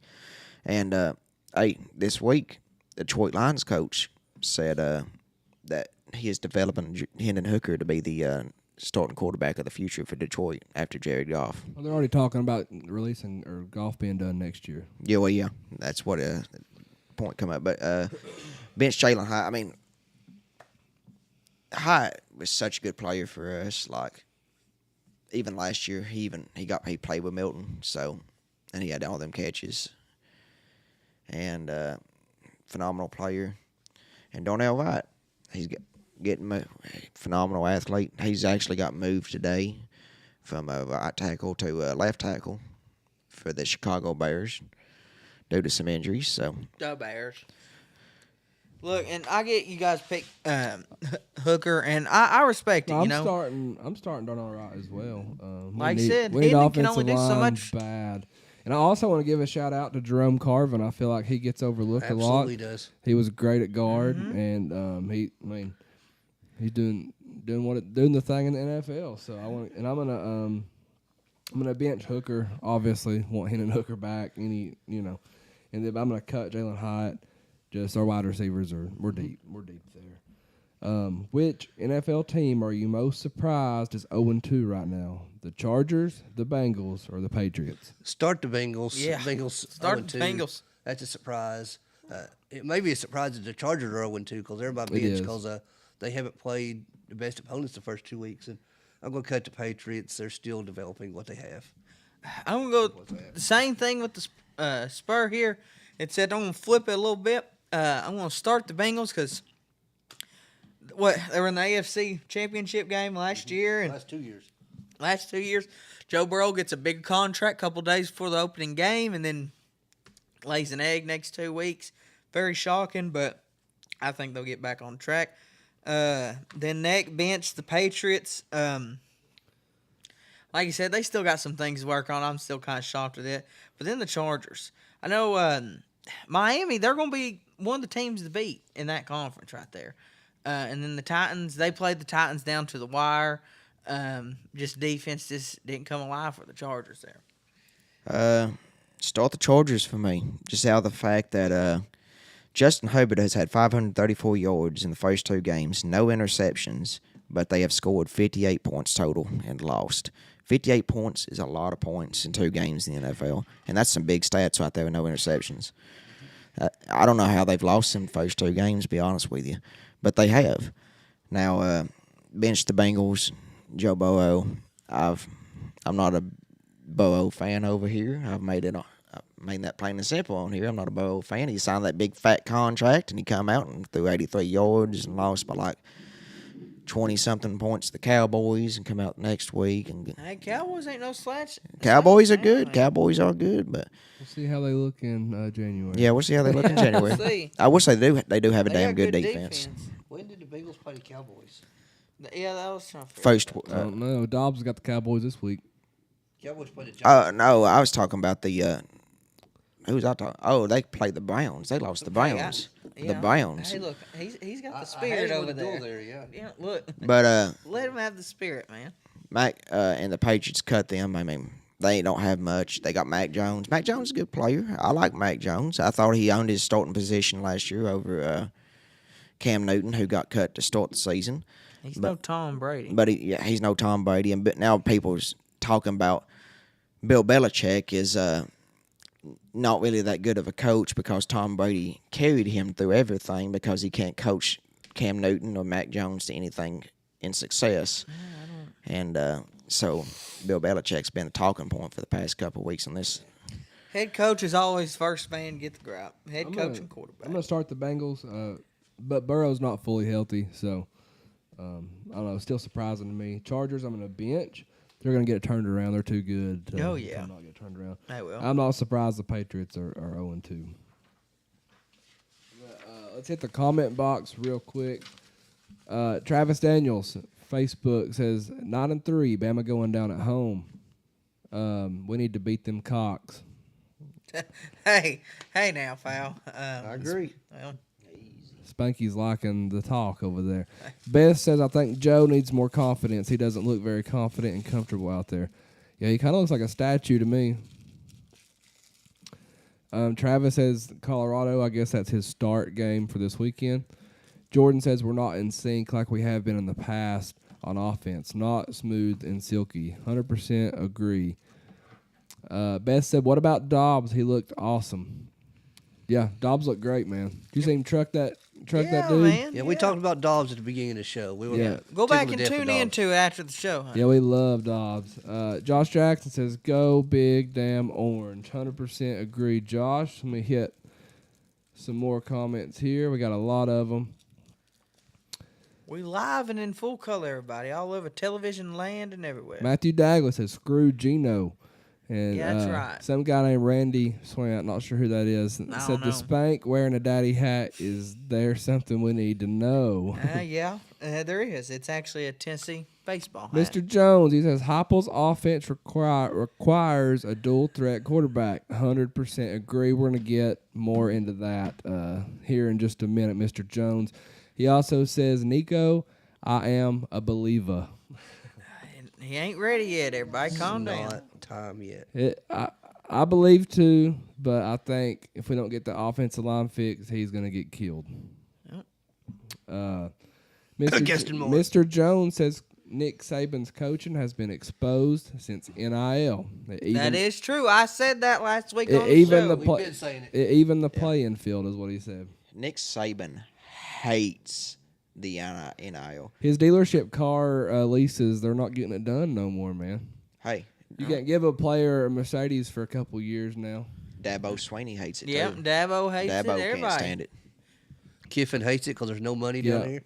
They hate it because, yeah. Exactly. I'm telling you, hey, watch out for Lane leaving Oxford, everybody. I'm saying it right now. Mr. Jones says, you ever seen a duck pull a buffalo? We're about to. Hey, now.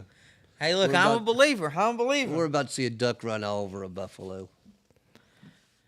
He also says Hooker is going to be the starter by the end of this year. I don't know if he's going to be healthy enough. That would be awesome, but Listen, Jared Goff's a good quarterback. he's pretty good. Detroit's not a bad team. No, not at all. Detroit's a playoff team this year. Which one of y'all said the Bengals and the Cowboys? When do they play? Dalton says the Bengals and Cowboys don't play, dumbass. Yeah. Oh, well, I got confused. He didn't say dumbass. I'm just Dumbass. kidding. I corrected myself and said the Browns.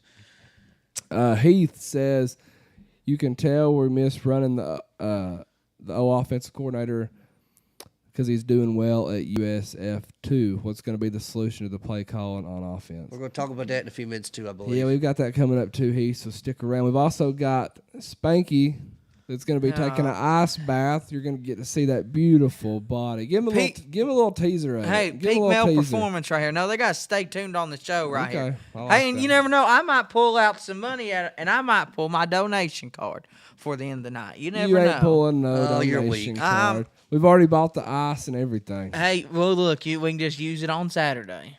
No, it's in the bathtub. Well, in the bathtub. we've done worse. That was Start Bench Cut. Very fun segment. One of my personal favorites. We'll have our second main talking point of the day next. We're going to answer some very tough questions about this Tennessee football team. Stick around. We have our giveaway coming your way. We'll preview Tennessee's week 4 opponent, UTSA. We're going to put your skills to the test with Spurs predictions. And Spanky has to sit in an ice bath for 2 minutes. And not a second over. And he's going to be in a Speedo, too, ladies. And he might even give out his OnlyFans. That's if you right, ask nice. everybody. We'll be right back. Megan's Cleaning Services is here to meet all of your home cleaning needs. From a basic clean to a deep clean. From a one-time clean to a bi-weekly clean. Megan's Cleaning Service is here for you. We provide residential, commercial, and rental cleanings for the best prices. Serving Knox, Anderson, Scott, Roane, and Morgan counties. Give me a like on my Facebook page. My phone number is 423-539-7266. Again, that's Megan's Cleaning Services at 423-539-7266. Thank you.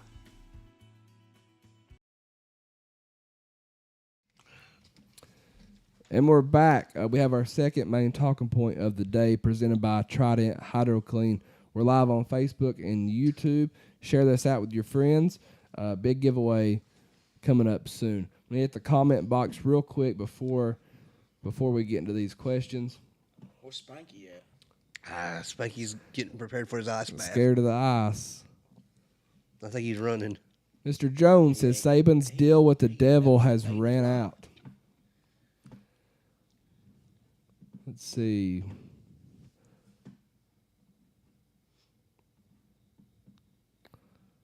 All right. Let's see. Sorry, Matthew Dagley's tagging some people, and I got a little sidetracked there. I was trying to Appreciate figure it, out. Matthew. Thanks for the tags, Tell people to like, share, join this podcast, Put that cigarette out. Be quiet. He's got someone else's hand. So we're looking for food, like a stray dog. Sorry. So I want to do something kind of different here. We've done this type of segment before on our Trident Hydro Clean talking point. I have some questions, some pretty tough questions after our embarrassing loss to Florida. For those of you just tuning in, I made it very clear about our goals, our agendas with this show regarding Tennessee football. Feel free to rewind this later and check it out if you have any question. If you're questioning us whatsoever. We're not going to sugarcoat anything. We aren't targeting any players. We don't hate any players. We're simply just talking about what has to be talked about if you're a Tennessee football fan or a diehard football fan. But aside from my questions, we're just gonna. Let's leave it open, kind of an open floor type discussion. We want to hear from you in the comments. Whatever needs to be said or brought up, say it. Question number 1: why does Tennessee struggle so much on the road with crowd noise? You know, it wasn't that loud, or it didn't seem to be that loud from our seats. Our play calls come from the 3 chipmunks doing sign language, so I can't figure out what the problem here is. You know, having an experienced center would be a big help, no doubt, but our experienced center was on the sideline not wearing a helmet.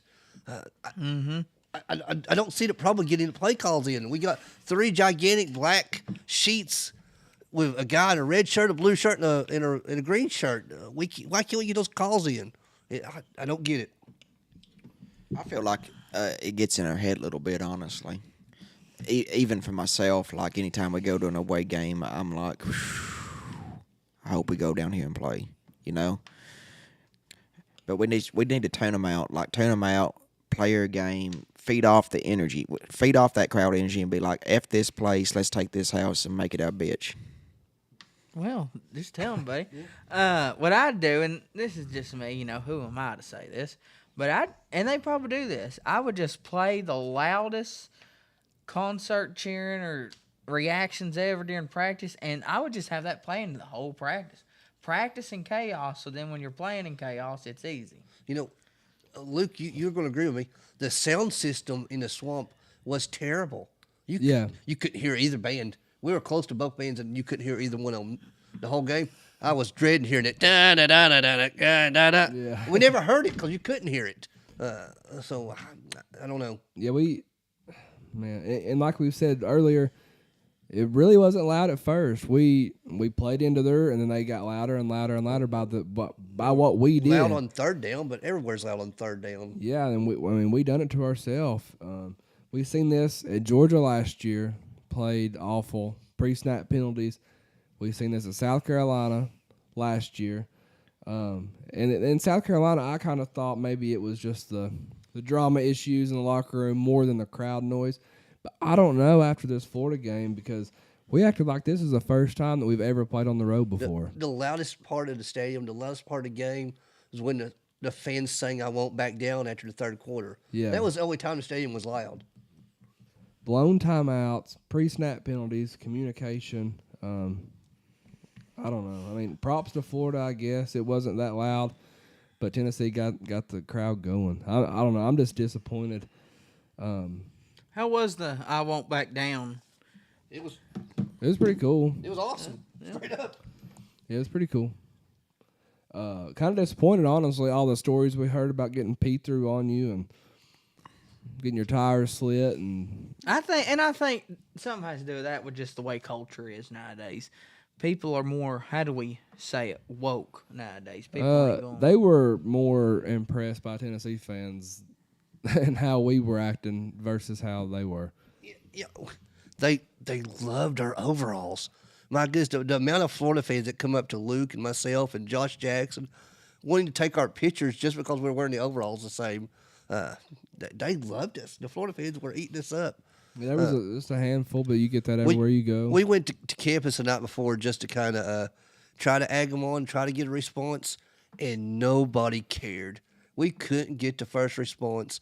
The only people that said anything to us was when Luke put a Tennessee hat on the Gator and I put my Tennessee Hawaiian shirt on the Gator, and some old folks said, "Now you boys don't need to be doing that to our Gator," but that was about it. Yeah, I mean, we're just people driving by, walking by, and we're just sitting there putting Tennessee stuff all over their mascot. I'm climbing on their mascot, and they don't care. Yeah, they just didn't. I was like, man. Could you imagine someone did that to old Pat over there?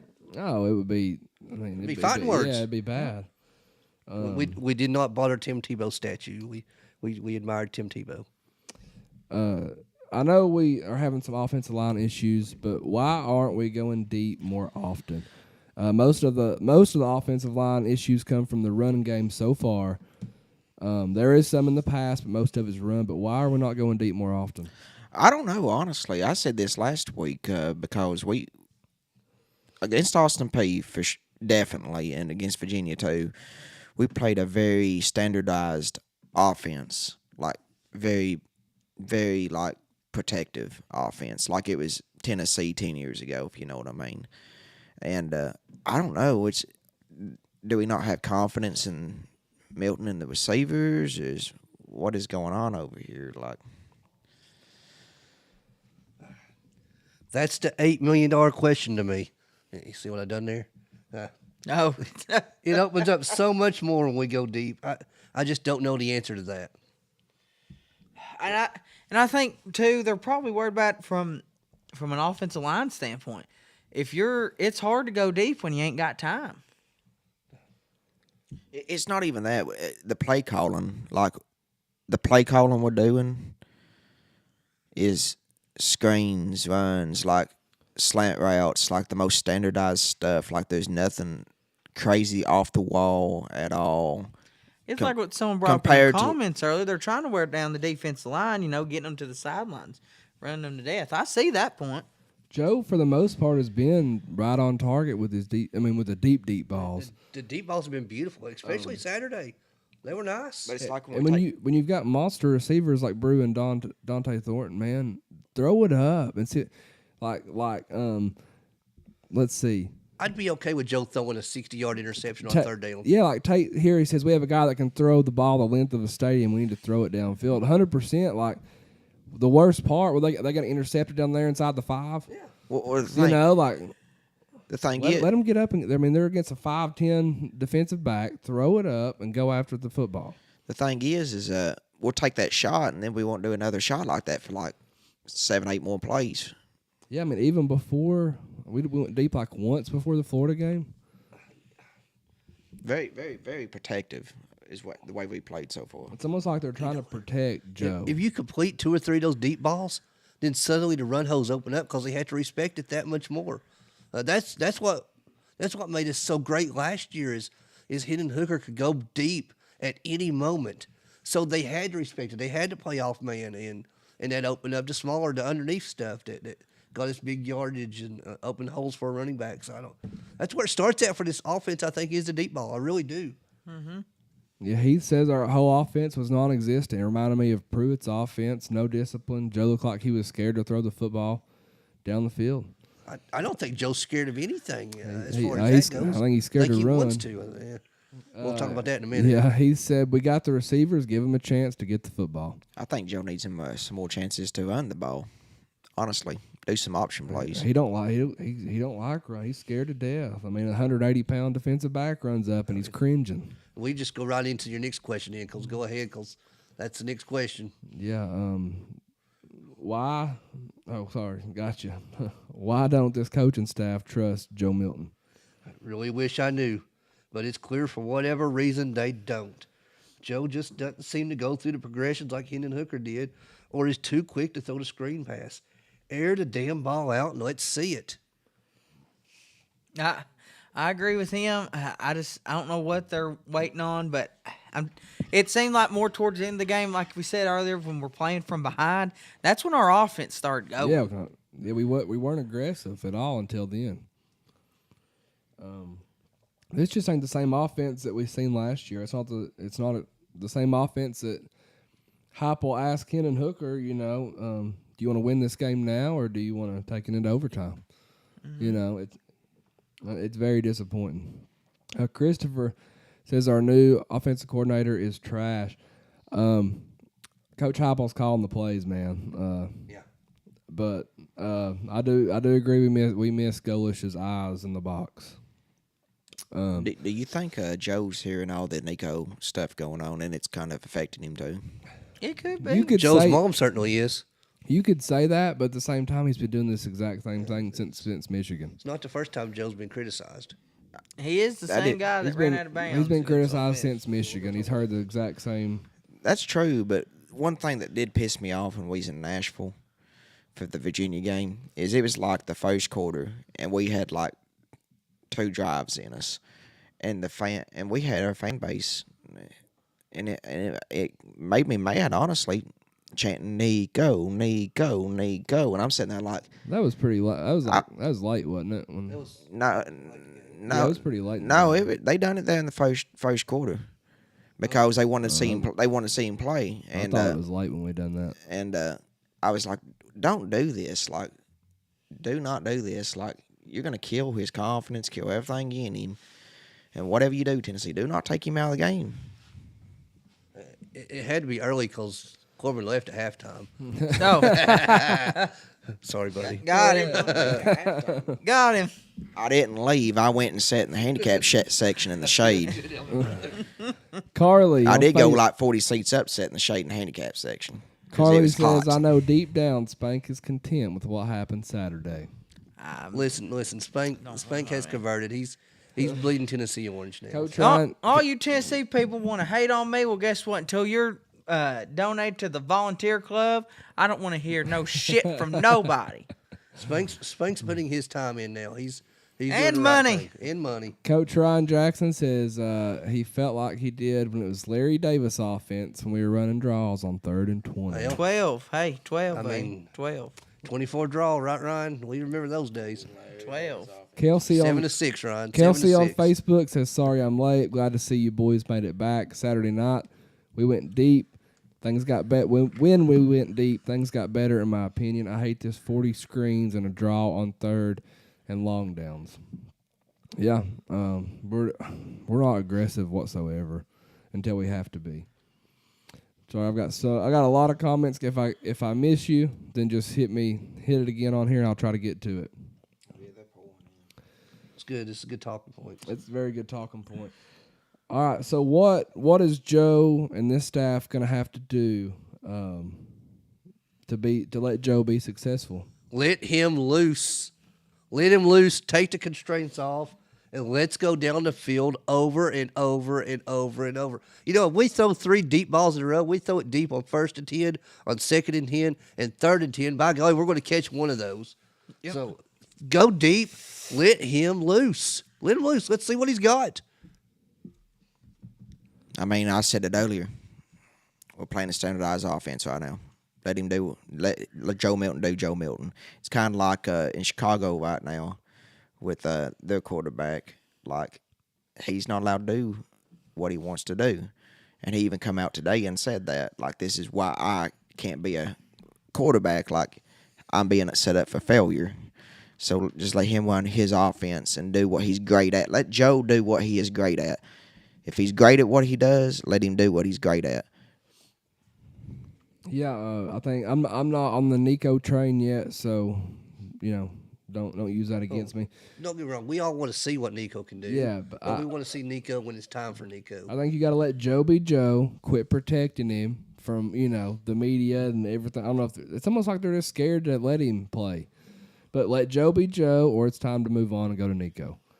I think that's the decision that has to be made. I think we learned a lot Saturday. Yeah, we learned a lot last Saturday too. Oh my God.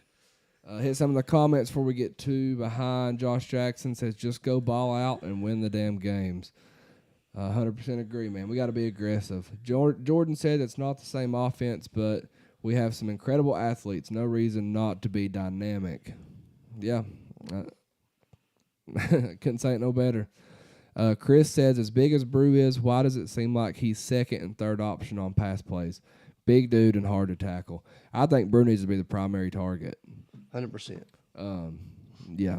I don't understand why he wouldn't be. Ron says that he agrees that let Joe do what he's good at doing, but at the same time, the wide receiver is going to catch the ball. Hell, they're not being held or grabbed or everything else. They probably would catch the ball, especially Saturday. It was pretty bad Saturday. Noah asked what time the Vawl walk is. You're looking at 2 hours and 45 minutes for game time. You're looking at 1:45, Noah, on Saturday. All right.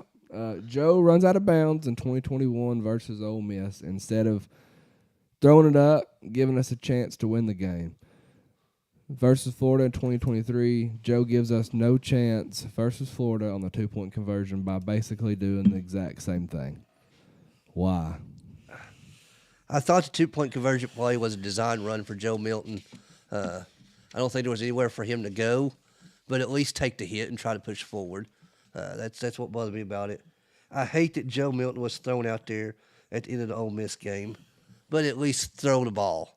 At least throw the ball. Give something a chance to happen.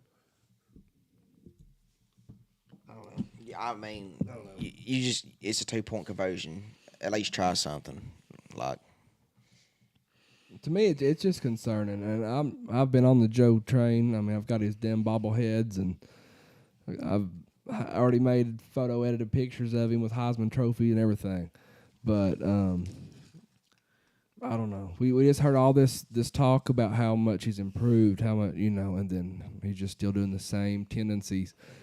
Joe, ESPN done an article on him that was 15 pages long last week. Joe has to run for this offense to be successful. He does. I mean, it's an RPO offense, but we're not running the quarterback. He has to make plays when stuff's not perfect. He has to have a plan B. It's not, there's a breakdown, there's a missed block. And I'm just going to panic now. Joe hates to run. He's got to get over that. I'm going to give Will West a shout-out from the Tyler and Will show on 99.1. He was kind of talking about this too, and he was talking about his daughter that was giving her swimming lessons, and she refused to want to go out of the deep end and just refused. You got to push him. And finally, the instructor said, is it okay if I just grab him and throw him or throw her in there? And he said, yeah. And what happened? The kid swam. So we've got to run Joe. He's like a statue back there. Why is Joe so afraid of contact? He's bigger than defensive ends. He's been like this since forever. But why is he so scared of contact? And this is not a bash Joe segment. No, absolutely not. We've supported Joe since the very beginning. We don't lose this game because of Joe. But I want to be clear on that. We've been on the train all season, but I genuinely cannot figure out why is he so afraid of contact. He's terrified to get hit. It makes me wonder if he's coached to not take the hit. I mean, Joe's a beast. Is he just trying to get to the NFL? Because at this point, he's not going anywhere. I mean, I don't know, but he's got to get better, or even more people's going to start calling for Nico. It really makes me wonder, are they telling him not to take the hit? I just wonder if it has something to do with the way kids are nowadays. Because you got to think, do they even go full pad practices anymore? I know, heck, there's some middle school and high school teams don't even go full pad practice anymore. And, I just don't think Hooker ain't scared of contact. No. But, Josh Dobbs ain't scared of contact. I just wonder if that's just how it is. Some kids, hey, I can go all week without getting hit, and I'm fine to go get hit. And then there's just some kids out there that just... You're 6'5", 240 pounds, and you're scared to death of a cornerback. Nobody wants to see a repeat of Jarrett Garantano and get killed over and over and over. Yeah. But, that's what family's probably watching. He's probably scared to death. At least he wasn't scared of taking a hit. He'd get right back up. Joe's a beast. He's scared to death to get hit. I don't know. He can run the ball if he wants to run the ball. But, I mean, he can run the ball. Point proven. But going back to Chicago with Justin Fields with the same point pretty much. He's been told by the Bears, do whatever you do. If you're about to get hit, lay down because you're the future of this organization. So do you think Milton's being told lay down, do not get hurt for the rest of the season? I'm just talking, and I'm not even talking about just when he's scared when he runs the ball. But I'm just talking when the pocket breaks down, if he's got a defender in his face, he's scared to death. And I'll he say, he won't take there and he won't make the throw and take the contact. He's backing up and already embracing it, scared scared to death. And I'll say this: when you're getting sacked, don't throw it. Don't throw it. Now, if you're gonna throw it, throw the damn thing out of bounds. Don't throw it to the middle of the field. Either eat it or throw it out of bounds. You got two options there. He's done that one time, Spank. I mean, it's there's no excuse. It was a bad throw. Joe usually takes care of the ball for the most part. It's his first interception at Tennessee. But golly, I agree that don't throw that. He's got to sacrifice a little bit. Right. He can't. He's literally a statue back there. And again, we're not bashing Joe. We just and maybe he's not afraid. Maybe it just appears that way. But But golly, it just seems like And I'm not like whenever I say he's afraid, I'm going back to his first year too. Yeah. You know, like them first 2 games, he was just terrified then. I mean he's as big as Cam Newton and not bigger back there, so he should be running through people. You know, that stiff arm we seen at Virginia. Where's that at? You know, Right. run with some authority. You know, I mean, there's bright moments, but Joe's got to put it all together. And, does. and when he does run, I mean, he's good at it when he actually wants to go do it. and I've said it from the very beginning. I love Joe Milton. I think he's got a ton of talent. He's just, I don't know if there's a mental block or if something's in his head right now, or if it's listening to all the negativity surrounding him right now. Whether he's looking over his shoulder at Nico, something's going on. I'm gonna hit the comments before we go to our next question. Tate says Joe looks like the Statue of Liberty back there. He says he was really hoping Joe was going to be a playmaker this year. Don't see much progress. I agree with you, Heath. Mr. Jones says Nico can save our season. He will save our season. I don't know if he's ready yet. Jerry says he said that's what Joe is. That's what Joe has been. Mr. Jones says Joe has lost his job at 2 schools. A leopard don't change its spots. Hooker was great because he was fearless runner and a fearless leader. Let's see. Coach Ryan Jackson says JG would have been great had he not had his butt beat for 2 years. Yeah, I would like to have seen Garantano with Heupel. Absolutely, we talked about that Last week. several weeks ago. Yeah. Go Tano. Mr. Jones says the interception was because he was scared. Nico is the answer. Nico is accurate. Nico is athletic. Nico is ready. He has But here's been the here for question. almost a We don't year. know what Nico is yet. Here's the question, Mr. Jones. What if Nico ain't it? What if he ain't ready? What if he goes out there, we throw him to the Wolves, and he ain't ready yet? Are we then Please. going to go for the 3rd string? Please forgive me for what I'm about to say, but Gaston Moore was under Josh Heupel at Central Florida and balled out in the spring game. I almost like No, he played great. He played great. He knows the system. Mr. Jones says Nico is lifting Joe up on the sidelines. Nico is the leader we need right now. Everyone's favorite position is a backup quarterback because they Yeah. ain't done nothing yet.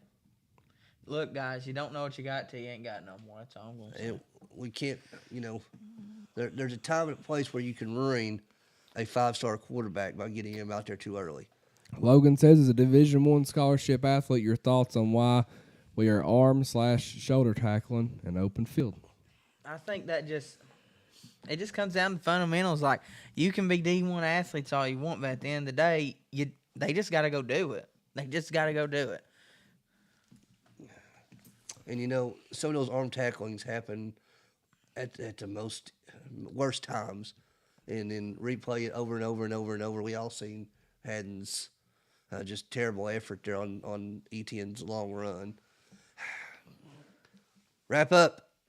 Offensive line issues, are they fixable? Austin Peay and Florida both. They dominated us up front. Florida, they rushed 3 to 4 guys. We had 5 or 6 protecting. Still gave us all kinds of problems. I thought Austin Peay was a fluke, maybe lack of focus or maybe lack of effort.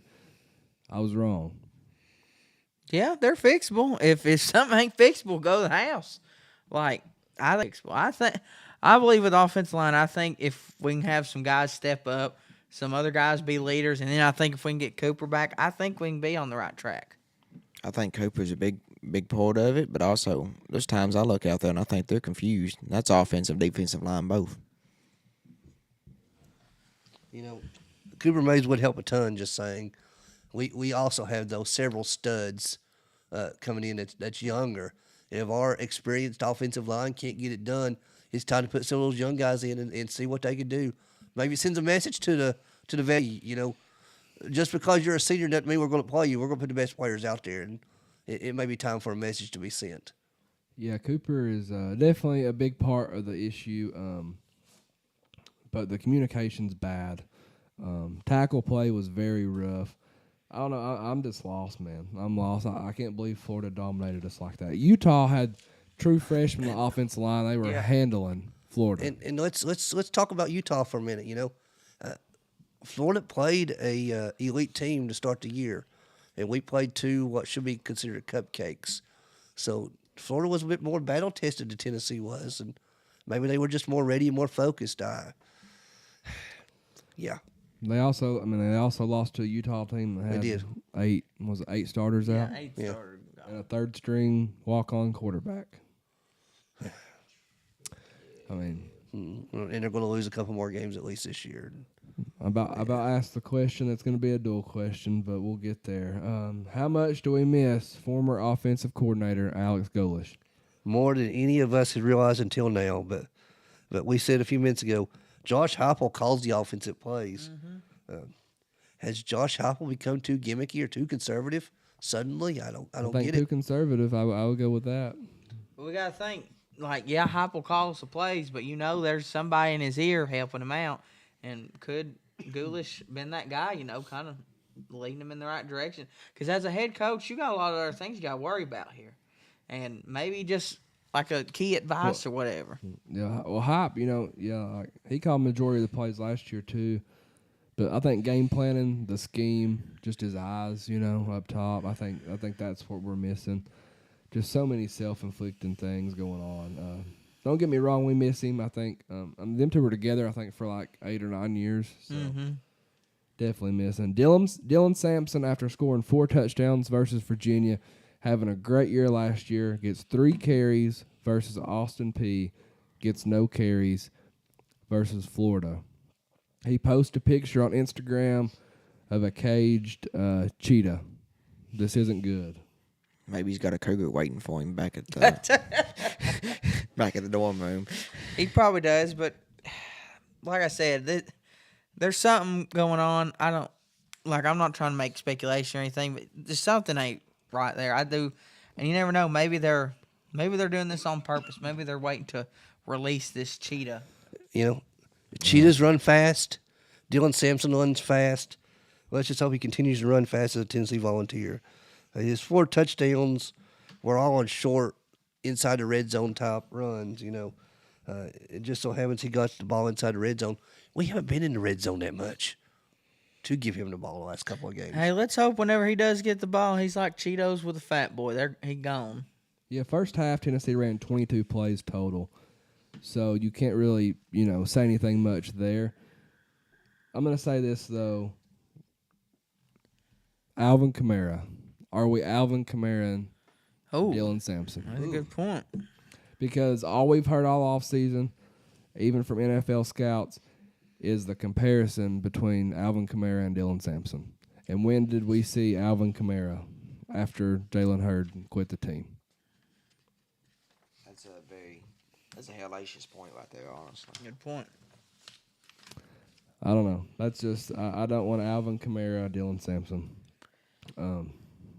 Don't know what you have till it's gone. Tennessee defense cannot tackle suddenly. Kamal Hadden struggled severely. I know they don't hit and tackle in practice that much anymore. You're a Division I athlete and you can't tackle. Yeah, I've said it 3 times already tonight. The attempted hit on ETN by Haddon was and still is an embarrassment. I'm not sure that I would have went down on that hit. Wrap your runner up, use your arms, drive them to the ground. You got to stop the ball runner, no matter who's got the ball. Yeah, this has to be fixed and has to be fixed fast, man. They don't take to the ground in practice. It's time for them walk-ons to start getting hit. Yep. You have to tackle to win, especially in the SEC. Another point here. Aaron Beasley was asked after the game if he was surprised by the defense's undiscipline. He responded with no. Thoughts on this? That's a hell of a damn response right there. I think he's just voicing some frustration. It's now or never for this team. That's a pretty straightforward. I'm lost on it, man. That's a pretty straightforward. That's a pretty straightforward answer right there. Honestly, pretty straightforward. Yeah, it's a weird comment to make, and I'm completely. He's either saying no, he ain't surprised by it, or No, he's not commenting or no. I never know. That's like asking me whenever I'm mad. Hey, what's wrong? Are you mad? No. You know what I mean? Like, And maybe that's just Aaron Beasley, sending a message to his defensive line that, hey, time to start messing around, stop messing around, and let's play some ball. Yeah, it's weird, man. Hit the comment box. I will say this: practice is gonna be key. Develop that chemistry in practice. Yeah, man. There's so many holes right now. Practice is where everything comes together through the week. Jordan says We're talking about practice. Joe Milton says, Jordan Phillips says play Milton in the first half this weekend. Nico second half. See what happens. Well, let's hope that's the game plan, because hopefully we're Don't blowing think them the out. offense can get much worse. I kind of like where Jordan. We kind of talked about this on the way home too. Maybe start alternating drives or 2 drives apiece. If it's game planned. But what does that do to Joe Milton's psyche when when you tell him, hey, we're bringing Nico in, and we're going to play him, see what we got there? That what message does that send to our number one right now? I don't mean for delicate. me at this point in his career, this deep in. I mean, if you're not competitive enough to let that drive you to, then you don't deserve to be the quarterback. Let's just say we scored 28 points in the first half against Texas San Antonio this weekend. We're up 28-10 or something like that at halftime. I'm just being facetious. And we didn't bring Nico in, and Nico puts up 35 points in the second half. Well, what do we do at that point? Because then when Joe comes out there and throws 2 incompletions, fans are going to be calling for his head even worse than they are now. So that's a delicate fine line we had to balance right there. I think if that was to happen, you start Milton at South Carolina and see what happens in the South Carolina game. If things get bad enough, I mean, put Nico in, see what happens, test the waters. Yeah, Jamie, you're making me laugh in the comments. I wish I could say this. If we was on TikTok or something, I could. Let's go over the AP poll real fast. I'll try to get y'all's comments. If I missed it, just comment it again, please. There's a lot rolling in. It's coming. We yeah, love keep them. them coming. We love them. If we miss them, we're sorry. We got, like I said, multiple platforms Even going. we don't so. read them on the air. We're going to go back and read them ourselves Yeah. after the show, and then we'll talk about it and bring it up and talk. It adds to our show, so we definitely appreciate it. So we'll go through these 5 at a time. Number 1, this is the new AP poll. 1, we've got Georgia. 2, Michigan. 3, Texas. They jump up 1 spot. 4, Florida State. They drop a spot. And then 5, USC. Any comments there? I think it's the best top 5 in college football right now, honestly. I could agree with that. Number 6, you've got Ohio State. 7, Penn State. 8, Washington. 9, Notre Dame. And 10, Oregon. It's crazy that I think it's 6 of the top 10 teams are going to be in the Big Ten next year. I saw that stat. That's pretty wild. Well, stat right now is 6 teams in the top 14 or Pac-12, and 8 Is there last year too? and the Pac-12 has 8 teams in the top 25 at that. Now Pac-12's showing out this year so far. Last go round, might as well. They're beat up on each other so bad everybody end up 8-5 and something like that. So they'll have a couple good teams, but everybody beat up on each other. I'll tell you right now, Washington, I think, is playing the best football in the country. You think so? I think so. Really? And just think about this. Go look at Penix's stats. He wanted to come to Tennessee. We told him no. He literally cried when we told him no. Thanks, Pruitt. Yep. 11, Utah. They move up a spot. LSU, 12. They move up 2 spots. Alabama drops 3 spots to 13. When was the last time Alabama was ranked 13? It's been a long time. Alabama's fixed to be out of the top 20 next week. Oh, okay. There you go. Oregon State jumps up 2 spots. Ole Miss jumps up 2 spots. Oklahoma jumps up 3 spots. North Carolina jumps up 3 spots to 17. You've got 18, Duke. They jump up 3. Are y'all buying the Duke? Hey, I like what I'm seeing out of them. I ain't buying a damn thing off what Duke's doing. Not a damn thing. 19, we got Colorado. Too low. Oh, God. Don't start. Get your Colorado shirt and just get it in the mail already. Too low. They drop one spot. Miami is at 20. Hey, if Colorado beats Oregon this week, you got to buy me a Colorado I said shirt. every 5, Spanky. Hush. Sorry. Number 20, Miami. They jump up 2 spots. I'll be talking about Colorado later. All right, 21, Washington State. They jump up 2 spots. UCLA at 22. They jump up 2. Tennessee Volunteers drop 12 spots to number 23. 24, Iowa. They jump up a spot. And Florida enters at number 25. Before we talk about Tennessee, Miami beat, was it Texas A&M? Texas A&M. Texas A&M they beat.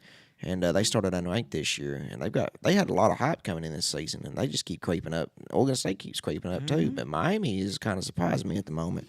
And I will tell you right now, and not many people's talking about Oklahoma, but I think Oklahoma, them and Texas is going to be a hell of a game this year, and that's going to decide the Big 12.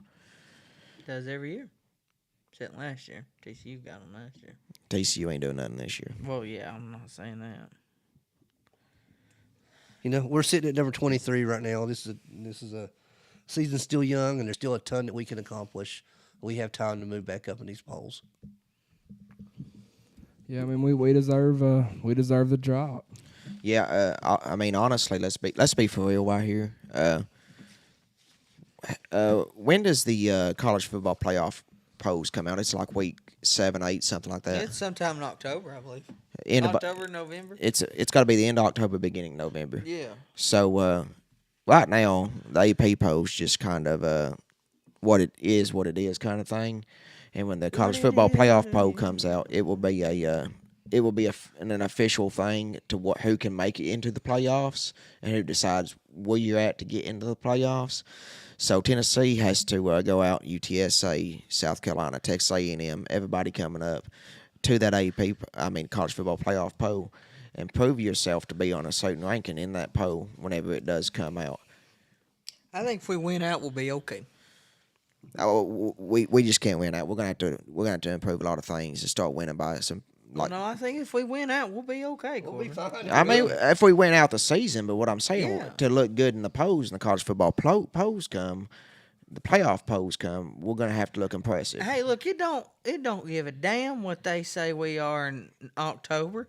As the only damn thing that matters is where they put us in the last rankings at the end of the year.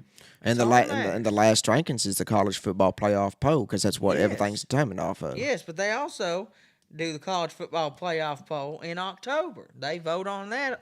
That ranking comes out in October. I don't care what they want to rank us in that one.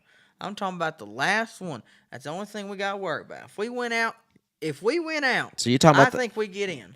So if we are like stay around 15th all year in college football playoff poll, we can't make the playoffs because We win the SEC, we're in the playoffs. yeah. Like, I'm not. That's what you're saying. That's what I'm saying. I'm saying Oh. if we win out, we're going in. That's all. Just win, baby. Ain't that All what right. Al Davis said? You're just repeating songs right now, Spanky. No, Al Davis is owner of the Raiders. Oh Or my used to be. God. Jordan says it definitely will show us who can work with the offense better by. He's talking about playing both quarterbacks.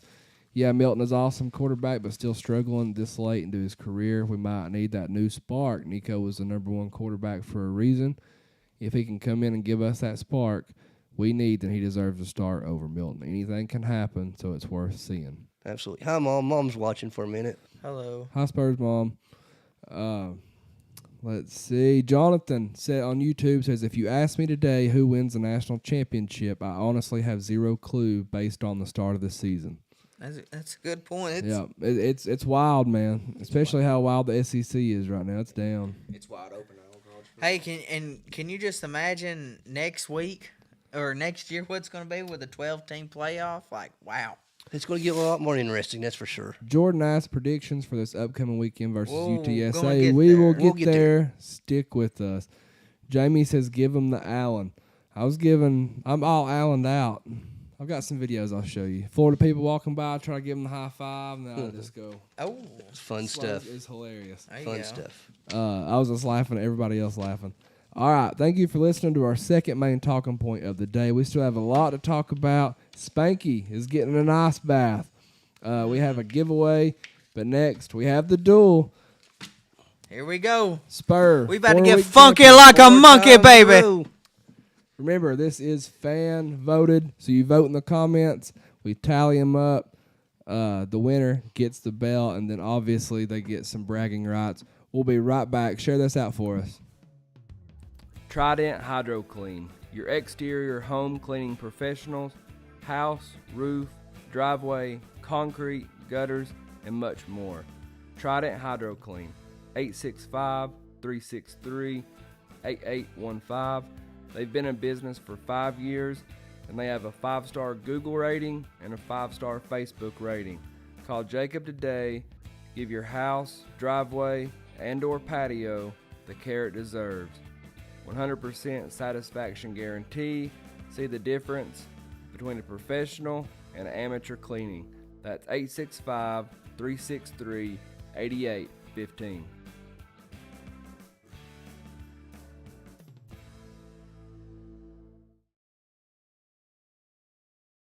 No, I take it back every night. All right, and we're back. Next, we've got the duel. Corbin ran. Corbin, Spur, the Had to go Spank smoke are one. going to battle it out over a few tough questions.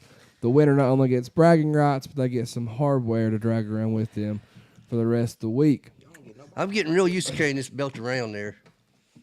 Like it. All right, question number 1. And let us know in the comments. You got to vote. I tally them up. Who's winning the duel? Question number 1. How good is this Tennessee football team? I still They think- are. I'm Go going on, champ. first Go here. on, champ. My bad. My apologies. Tennessee football is as good as they want to be. You know, the talent is there. The quarterback is there. It's all up to the team to go as far as they want. There isn't a team on our schedule right now that I don't feel like we can beat. We can beat every team on our schedule. We can beat any team that's on our schedule right now. That locker room and those coaches will determine how good or how bad we are. And we're going to find out real soon because Texas San Antonio is wanting an upset this weekend, and South Carolina is just over there twiddling their thumbs waiting. So we're about to find out just how good this team is going to be, and they'll be as good as they want to be because it's all there. Spur, I agree with you. They are as good as they want to be, but I think right now the verdict is still out. We don't know how this team is yet. We still got a lot of football to be played. We can't just let one tough road game, one tough rivalry game where everything is thrown out the window ruin our season. That's been the problem with a lot of teams out there. They let one game ruin their season and ruin their mindset. We can't be doing that. We got a new offensive coordinator. We got some new guys starting on the ball. We're still a veteran team now. We didn't lose a whole lot, but what we did lose, it did hurt us on the leadership side of it. We got some new leaders. We got some guys developing to be the good leaders that they need to be. So the verdict is still out there, people. Still waiting. Still holding on. I won't be critical out here. I'm kind of nervous at the moment, just out of the fact the way we played the first 3 games. I mean, are we being honest or are we being not? You can be honest, but go ahead. But, I mean, the offensive line has not looked the best, okay? We're going to have to develop that offensive line, and it's not going to be like a short-term thing. We got to develop it quick because we got some big games coming up, okay? Agree. Some big games. We're going to have to our receivers going to start catching the ball. Milton's going to have to get on point. We're going to play defense. We're going to play everything.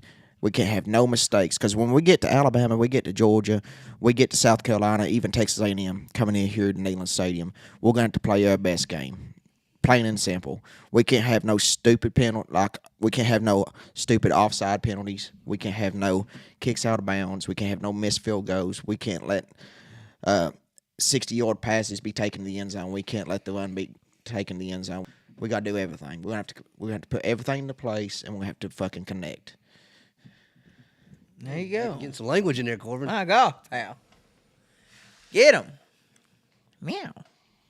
What's new, pussycat? Good? Whoa, whoa, I'm whoa, good. whoa, whoa. We're as good as we want to be. Question 2. Are Tennessee fans overreacting to the Florida loss? Go, champ. Yes and no.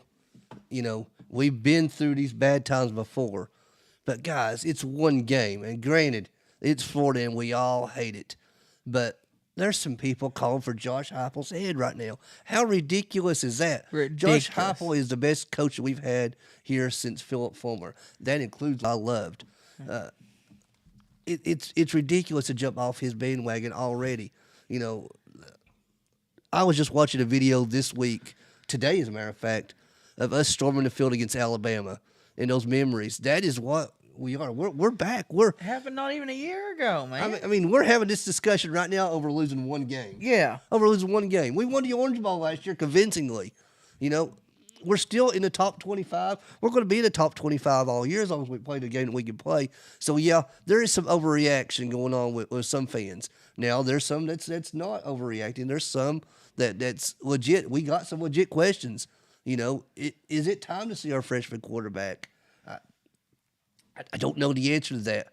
I just want to say, hang on for the ride, guys. It's still great to be a Tennessee Vol. That's right, Spur. And look, Spur, I couldn't agree with you more. I think people are overreacting about this just a little bit. The fan base is split. You got your more conservative people saying, yeah, we just got to calm down. Then you got the people wanting Heupel's head, wanting Milton's head. Folks, we got to calm down here. The reason Tennessee was in the slump it was in was Lane Kiffin, Jamie Pruitt. Look what we've been through, and we get a coach that can that's actually proved what he can do. Won Bama, won Florida, went and beat Clemson last year. Think of that. When's the last time you've even thought Tennessee would even be ranked number 1 in the nation last year? And here we are this year. He's got the recruits. We got the players. Don't go for his head yet. Now, if he was like 6-6 or 7-5, then yes, after a couple years. But do not do that within one game loss against Florida, who's a rivalry game, who anybody can win that game. It's like Alabama playing Auburn. Alabama plays Auburn. Alabama may be ranked number 1. Auburn may be ranked nothing. And they'll come out, and Auburn will win the game. choo-choo. We're getting off the rail here, brother. Choo-choo. It's the duel. I'm ready for it. Yeah. Go on there, Corbin. Jamie asked if we got streaming problems. I know. Wouldn't be surprised. I appreciate it, Highland, if we are. Let us know if it's back up. I'm struggling keeping up myself. What would you do? What would you sacrifice for a national championship? My beautiful hair. I'd shave my head off. That's it. I'd do some other things, but I can't talk about it. We get canceled on here. God, Corbin, won't you give up the alcohol? Listen. Luke, No, Luke, and to the people listening to us, we already sacrificed so much this team. I said it earlier in the show. We already give our money. We already give our time. We already give our hearts. We already give everything to love this team. I do some pretty shady stuff for a national championship. But like our sign says, I will give my all to Tennessee today, and I do my part every day to keep this positive mindset. He's going to give blood, people. It's still great to be a Tennessee Vol. So, Luke, we already sacrificed everything that we could possibly sacrifice for this team. Corbin, would you give up NASCAR? That's the question. Would you give up going to NASCAR for one whole year for a national championship? You can't go to it, can't watch it for a whole year. That's a no. I work in NASCAR, so I can't do that. Well, would you give it up? Would you think about it?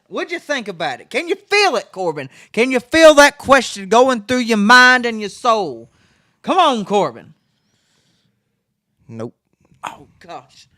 I'd get my white nut, though. I now have no kids, so.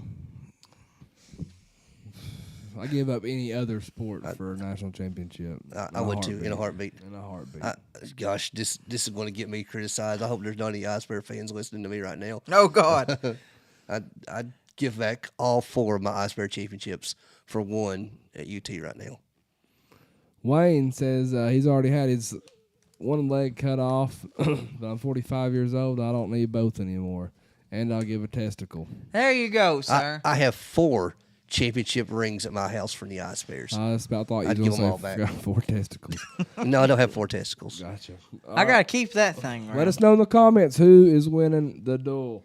All right, who's your way too early Super Bowl pick?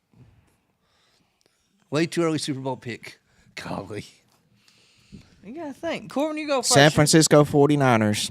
Brock Purdy, Christian McCaffrey. I mean, hell of a damn team. Hell of a defense, too. And George Kittle. Them 49ers are different this year. You know, I'm just Make it back. Is this the year? It is not the year. Dallas Cowboys actually. I don't know a lot of things. Look where I got my education at. I don't know a lot, but I do know this. When it is nighttime, it is dark. When it is daytime, it is light. And the reason it does that is because the earth goes round and round. My concern is not if the earth is flat or round. My concern is, does Japan have a moon? Huh? Because how does Japan have a moon when they're on the other side of the earth and we have the sun and the moon out 3 o'clock in the day here same time. at the same time, but we can't have the sun at the same time that the moon's out when it's nighttime right now. So does Japan have a moon? That's my question. I don't Because care it's about- rotating. It's spinning. I don't care if those flat or not. I just want to know, does Japan have a moon? I think they do. The earth, it's spinning. Spanky, I hate to break it to you, buddy. Earth's flat. No, it ain't. No, it ain't. Earth's flat. And it's, How is it flat? we're going to get canceled on Facebook because I'm fixing to go some conspiracy theory on you. Just like Corbin said, you see the sun and the moon at the same time at 3 o'clock in the afternoon. What are they seeing on the other half of the earth? I don't know. I don't Hey, know what they're we saying. just- I'm not over there. I just flew to Florida. We were up 30,000 feet in the air, and all you see is flat as far as you could see. Well, look, obviously, you ain't going to go downhill. Go whatever. read. It looks flat. Go read the book of Genesis and come back and tell me that the earth is round. Well, you know it's been a while since I've read that, but I have a hard time reading as it is. But look here. They've been astronauts. They take pictures. There has been no picture of the earth ever taken from outer space that has not been CGI altered. Zero. There is zero real pictures of Earth in I've outer seen space. plenty of pictures. You've of seen plenty Earth. of pictures from Earth. You have. Well, you know what? I But know they're how not we real. decide this. They're not real. People, send us your damn stars and we'll get a rocket ship and we'll go and look at it ourselves. Let's go. And let's use a real camera, not a fisheye lens. It's already No, rounded. we'll come back and live to tell the tale. I'm ready. We probably won't come back. Corbin just totally dodged Hey, that. hey, you know, do you know who Warner von Braun is? Who? Warner von Braun. You don't have a clue who that is. No. That's Cofield. I'm sorry. Warner von Braun I didn't even know is Cofield. the founder of NASA. He was also a Nazi scientist of all things, but then we brought him to America. Warner von Braun, when he died, he was a founder of NASA. Put on his gravestone, he was born whatever year, died whatever year, and then he put Psalms 19:1. Psalms 19:1, the Bible verse says, it talks about the heavens and the earth, and the firmament is God's handiwork. The firmament is a dome that was built around earth. Why is that on the founder of NASA's tombstone? Because a dome, it's round. It's in a circle. We're inside it. Anyway, Japan has no moon. Vote for me. I'll get naked at your wedding if you vote for Oh, me. dear God. Get naked at your Let us wedding. know in the comments. I think you're going to do that anyway. And the earth Corbin. is spinning. Why do we only see half the moon? Why do we never see the backside of it? Is it moon spinning too? Well, maybe the back side is the front side. You know? What If we're spinning at 1,600, oh, golly. What I- We need, what we're I- gonna get off sidetrack. Let's move on. What I Let's don't just move on. hold up. What I don't get is you can go to space, but you can't have cell phone service in like 75% of America. Hell, I can't get cell phone service on Coal Hill Road. Why do we not go back to the moon? Why don't we go back? Was the moon landing real, Spanky? Yes, it was real. Buzz Lightyear did that crap, man. Whatever his name was. You know, Buzz Aldrin refused to swear on the Bible that he landed on the moon. Really? Was it Scott or Lance Armstrong that landed on the moon? It was somebody. It was Scott Armstrong. No, it wasn't Scott Armstrong. I don't know. Leave me. It was Neil. Let's move Neil. on. There We're we go. getting Go way on. off track for Tennessee football. I knew it would get wild. You couldn't put a wrestling question up there. No, I'm sick of hearing y'all go about wrestling. We have a belt, and you don't put a wrestling question on here. This was our conversation on the way home Yeah, from it the was- ball game because we didn't want to talk It about was the ball entertaining game. for a while. Mr. Jones says the Earth is flat and stationary. He's the same guy trying to put Nico in the game. What Earth- kind of opinion does he have? He says the I Earth agree. is 70% water. Absolutely. Water finds level. Water finds level. That's why it's called sea level, not sea curve. He says water must be contained. In a container. The globe model holds no water, literally. Sea level, Earth level, planes fly in the Airplanes. air over a plane. This guy's looked at the same stuff I have. I'm cutting in and out. He says the rainbow is arched because it's reflecting off the dome. That's right. And Dalton says, "Hold up, Spur. Spank is not from Cofield. Easy talking." my bad. That's what I'm bad. saying. Easy That's what I tried talking to tell you. I about didn't get my education. education. He's from sitting that. on this Cofield chair that he borrowed, swapped, whatever. He's gonna take it back tonight. I'm taking it back. I need the chair because y'all keep giving me that chair over there. Wayne says, "How did the F-35 fly 60 miles after the pilot ejected?" We don't know how it flew. It was on an autopilot. Wayne says, "It says God created the heavens and earth and never specified the shape as flat, circle, or oval, or whatever." But he put it on 4 pillars. Y'all are way above me. I've never got into this, so I just knew it would be funny. It's just a fun topic to talk about and argue. Does it really matter to me? Not really. Let us know in the comment who won the duel. Jamie, I know the duel is 2 people, but we added Spur and we're still calling it the duel. I'm the greatest of all time. I'll put it on Facebook. I don't know what to It's- say about that one. It's I don't know what's going on. The Wi-Fi is messed up. All right, Tennessee versus UTA this coming Saturday, September 23rd. The game will start at 4 p.m. At Neyland Stadium. It will be on SEC Network for TV. As always, you can listen on the Vawl Network. The Vawl Walk will begin at 1:45. Highly recommend that. The band march will be at 2:30. The Volunteer Village will be at 12:30. Let's get into our keys to the game. Let's start with offense. Confidence. Have some confidence. Line play, down the field, and don't stop. Got to block. Got to block. That's your keys to the game. That's my offense. Got to block. Just block. This block will win. Yep. I think I said that on the Everything door take care of itself. with my point. I think we got to get back to basics. Obviously, it all starts with our offensive line. Got to dominate. I want to see us be aggressive. I want to see points. I want to see the Josh Heupel offense that we've all fell in love with. Let's get a rhythm going.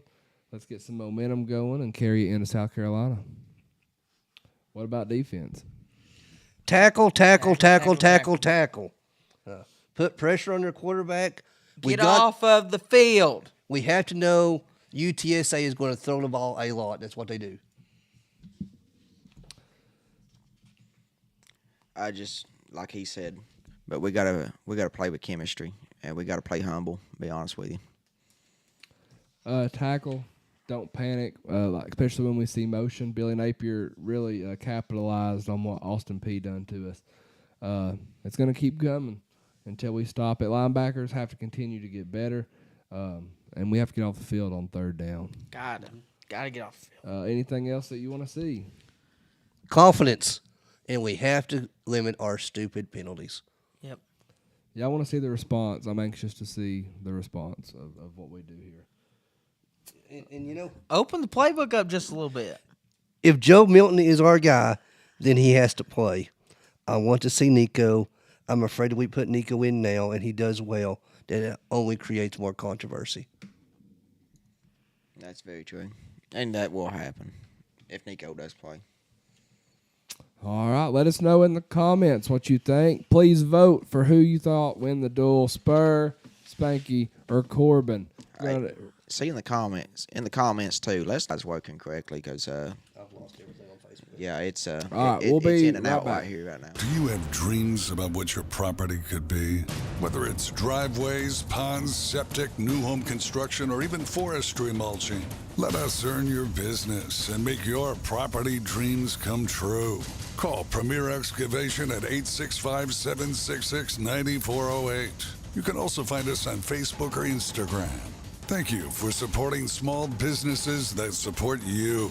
Again, that's Premier Excavation at 865-766-9408.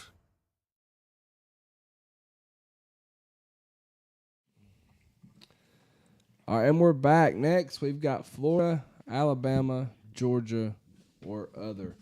Gonna pick some 5 crazy stories, headlines. You all guess which state that this happened in. Then we've got the giveaway. We've got predictions, and then we've got our big boy Spank Alicious over there. That's gonna Oh my get gosh. in some ice baths. This is going to be the highlight of everybody's night here. Get to see what peak male performance look like. Husbands, do not let your wives watch this. They will leave you in a heartbeat, baby. That's what I'm talking about. I like it. Divorce rate going straight through the roof. with Through the Spanky. roof, baby. Vote for me in the door. I'll get naked. Oh, shut up. We're not talking about the Wait, door. We're talking you about me don't- getting wet on that ice. You bath don't here. want Spanky getting naked. All right, man charged with battery for farting on a cop. Man charged with battery for farting on a It cop. must have been a deadly one. You know what Florida, That- Alabama, Georgia. After or riding home other. with you all, that had to be Josh Jackson in the state of Georgia. I'm going to go with Alabama. Florida. This happened in West Virginia. Police West stopped Virginia. Jose Cruz for driving with his headlights off. He failed the sobriety test. When Cruz found out he was being arrested, he moved right next to the officer and farted on him. He was arrested for farting on a cop. Number 2, man arrested on charges of unlawful possession of a wild raccoon and no headlamp on a bicycle. Man arrested of charges of unlawful possession of a wild raccoon and no headlamp on a bicycle. I'm going to go Georgia here. Yeah, Georgia sounds about right on that. They have a lot of raccoons down there. Looks like we are off the live stream on YouTube, everybody. Everybody on YouTube. Well, never mind. You're not on YouTube anymore. But tell everybody that was on YouTube, come over here to Facebook, everybody. We're struggling on Facebook. Yeah, Wi-Fi's messing up. I'm going to keep it rolling here. I'll take Texas because Bobby Hill on King of the Hill one time had a pet raccoon. This happened in Moulton, Alabama. No backstory really here. Just the most Alabama thing ever. Shoot, YouTube comments coming in just fine over here. So we're doing good. Okay. Something's going on here, everybody. Yeah. Thanks, Highland. We're caught in a trap. Whenever Comcast comes, I'll see you later. I can't walk. Man posing as police officer pulls over an off-duty sheriff's deputy. Morgan County, Tennessee. I've seen this video. I want to say it was in Florida. It's Florida. Yep, it's Florida. Police impersonators are quite common across the U.S., but in this case, one managed to back himself into a corner. A Florida man arrested with impersonating a police officer had been driving around, saw a speedy car, tried to pull it over, but when he finally did, it turned out to be an actual police officer, promptly leading to his arrest. Oh. Yeah, that was on that video was on YouTube. Oh. Man arrested over an I Eat ASS bumper sticker. Man arrested over an I Eat ASS Corbin. bumper sticker. You got to spell it for him. Well, I do too. I've actually seen this video too, and he was exonerated of all charges because it's a constitutionally protected free speech. You have seen this? I have seen it, yeah. Okay. I watched the whole video on What it. state's it in? But I do not believe it's in any of our states. I think it's other. I know it's a very nice black pickup truck. Other. Florida. Yeah, this happened in Columbia County, Florida. Dylan Webb, 23, was arrested for refusing to remove a sticker on his car that read, I eat booty. The charges were later dropped after he argued that he's protected by the First Amendment. Amendment. No buts about it. All right, let's get into our predictions, man. Week 4 predictions. Before we get to them, though, Spur, it's time to draw from the cup of misfortune. Spanky will be taking an ice bath for 2 minutes. Tell them my record. very shortly. I don't remember it. I don't remember, buddy. I am like 8-2 last week, 7-3 the week before, and week 1 the only games I lost was the local high school games. Well, we might as well pat you on the back like your mama burping you like a baby. So if anybody needs any DraftKings All right, help, Spur. let me know.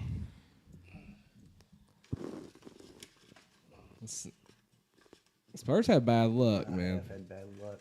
He's the one making the things. What we got, Spur? No, I'm going to have to donate on this one because I am not watching Oh, the Tennessee. no. I am not Oh. watching. I am not. I am not watching the Tennessee Florida game 3 more times. Oh, no. That's not happening. Oh, no. That's not happening. What does it say, Spur? Oh, The my hot God. chip challenge. No. Oh, no. So Donate the money. that's going to have to be thought about. I donate the money because it about sent me to the hospital. Oh, God. Oh. What are you thinking? We'll discuss it. Speaking of the money. It killed somebody, so Did it really and kill my somebody? sinuses are not the best. Yeah. Speaking of money. we, As a matter of fact, you can't buy them anymore. They pull them off the shelves because of that. we'll have to sign a waiver. I think I'm going to have to decline the ice bath here tonight. No, you're not. You ain't And- declining the ice No, bath. now he's not. Hey. I'm cashing in my 25.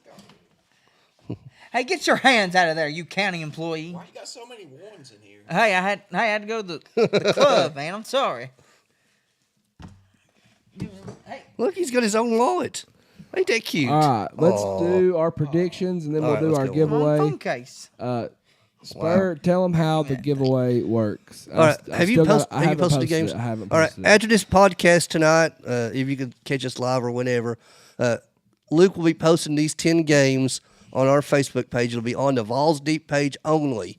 So we may share it personally, myself or Corbin or Spank or Luke, but comment on the Vawls Deep podcast Facebook page only. Your prediction winners of these 10 games, and then we want the overall total points scored for the Tennessee-Texas San Antonio game will be the tiebreaker. We've had 80 picks the first week, and we had nearly 65 last week, and we had several ties. And then, unfortunately, one of the persons that guessed last week missed putting a game on there, so I had to disqualify him. And so our leader last week was Leland Griffith. Yep, and we'll get with you, Leland, and we'll get that mailed out to you. All right, so game number 1, UTSA at Tennessee. Who you picking? Vols, baby. Tennessee rolls. Tennessee. I got Tennessee as well, so we got 4 Tennessees. Game 2, Auburn at Texas A&M. You know, I'm going with the upset here. I think Hugh Freeze, he's going to get somebody this year, and I think it's the Aggies at Texas A&M. I'm going with Auburn. War Eagle. Yeah, I'm going with Spanky on that one. I think Auburn, Texas A&M already went in and lost to Miami, Florida this year. And they say Auburn's back. I don't believe they're back yet. I think Auburn will be back, honestly, because they're one of them teams that will always be good. But Auburn over A&M for sure. I take Texas A&M to win. I think it's a huge game for Jimbo Fisher. I think if he loses this game, then his whole season snowballs, and they're looking for a new coach at A&M next year. So you got A&M. I take A&M. Corbin, you said A&M too? Corbin said Auburn. Oh, okay. I said A&M too. I'm going to roll, I'm going to roll Texas A&M. I don't know. I want to go Auburn really bad. I do too, but really bad. But I think they might get it together. We'll see. I hope not. Game 3, Ole Miss, Alabama. I want to pick Hotty Toddy. I want to pick Ole Miss. I really do. But I will never bet against Alabama. So, Crimson Tide. Ole Miss by 2 touchdowns. This is Lane Kiffin. He sneezed blood in the water. Ole Miss will score enough points that Alabama can't keep up. They don't have the offense to do it right now. Great opportunity for Lane Kiffin to beat Alabama. But Saban ain't going to let it happen. Alabama pulls it out. I will add this. Overtime game, too. Alabama scored 13 against South Florida. They're not going to score enough But they to keep up with also Ole didn't Miss. play, and I don't understand why Saban is starting the quarterback this week. He didn't even play at all last week. But They have more controversy than we've ever thought about having a quarterback. Yeah, I'm gonna go Ole Miss. I don't know. I'm going with it. go with it, man. go. Go with going it. with it. Going with Lane. Game 4, Ohio State at Notre Dame. I don't have anything wrote down for this one because I was going to wait till we do it live here. And you know what? I love you, Jesus. Touchdown, Jesus. I'll go with the Irish. I'm taking Notre Dame because I don't believe in Ohio State right now. Ohio State. And I'm a fan of the wide receiver, Marvin Harrison Jr. there. This one's tough. I really want to go Notre Dame, but I'm gonna go with Ohio State. I want them both to lose if they can. Yeah, that'd be cool. It was a tough pick, honestly. It really This is a very tough one. We're pretty divided on these this week. Good. This is Game we got better 5. games this week. Colorado at Oregon. Corbin, let me see that pen. Go ahead, Spanky. Say it. Corbin, let me see that pen. Say it, Spanky. Wait, you know what? Easy now, that pen's expensive. Well, It I'm is. taking Oregon. You know what? I changed my pick. Earlier in the day, I was thinking, man, with Travis Hunter being out, you know, that's You're just wanting on the You're road just wanting to draw from and the on cup. the road. But you know what? I believe. And everyone out there, you need to believe too. Believe in the hype.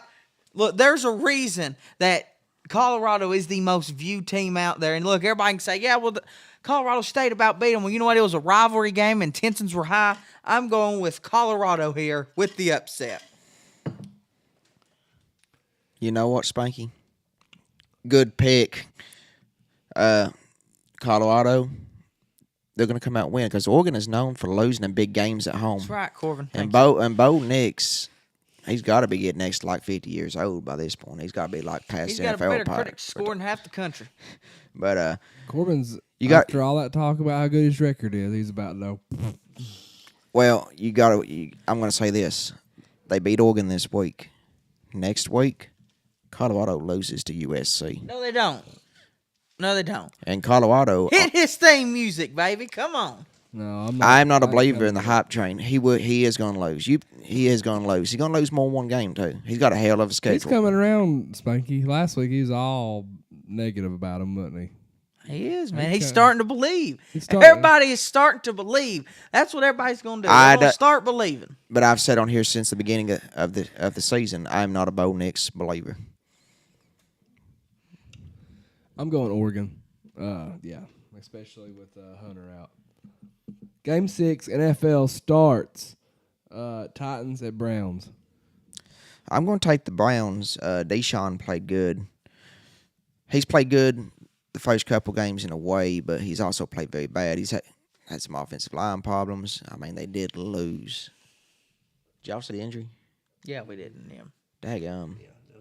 Same leg. I remember I was at that game in Neyland was when too. I was there, man. Sitting in Y7. But they lost 2 or 3 other players, but they did sign the running back today that was with the team before. Titans have been struggling very hard the past 2 years, and they still ain't got it together. They struggled to beat Los Angeles last week, and it was a very, very struggle win for the Titans. And they are not going to go 2-1. They're going to be 1-2. This is a Derrick Henry game.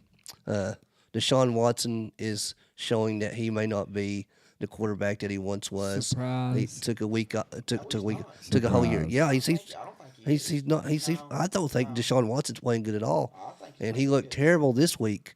I think Cleveland has some issues. I hate seeing Nick Chubb go down. He's an elite running back. But I like the Titans to pull one out here. Here's the thing about Mike Brady with the Tennessee Titans. They're going to be in every single game. That's the style he plays. This is going to be a grinded out, run the ball type game. And the Tennessee Titans defense is just good enough to beat Cleveland. To me, I'm going to go with the Titans as well. Losing Nick Chubb is going to hurt. The Browns, I think they lose one this weekend. Agreed. I got the Titans winning as well. Game 7, Falcons at Lions. Falcons. Falcons. They're on fire right now. The NFC Dumpster South. fire. The NFC South is on fire at the moment. 3 teams at 2-0. Give me Detroit. Corbin, this is where we're going to separate because we are all picking against you this week for some reason. I got Detroit Lions winning at home. I think Detroit's one of the top 5 teams in NFC.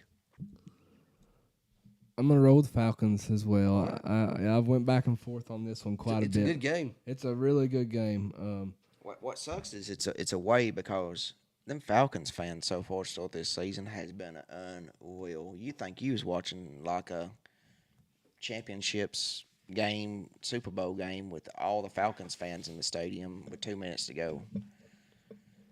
Game 8, Chargers at Vikings. The battle of the 0-2s. You know, I thought this game was pretty cool because Vegas has this as an even, dead center. You don't see that a whole lot. Dead even. It's a pick'em game. Yeah, it's a pick 'em. But for this one, even though it's on the road, but you know what? I still got faith in the Chargers. I think they'll get it done. They're too athletic. Yeah, they're very good. I said earlier Justin Herbert had like 528 yards, no interceptions, and they had scored 58 points in the first 2 games and still lost both games somehow.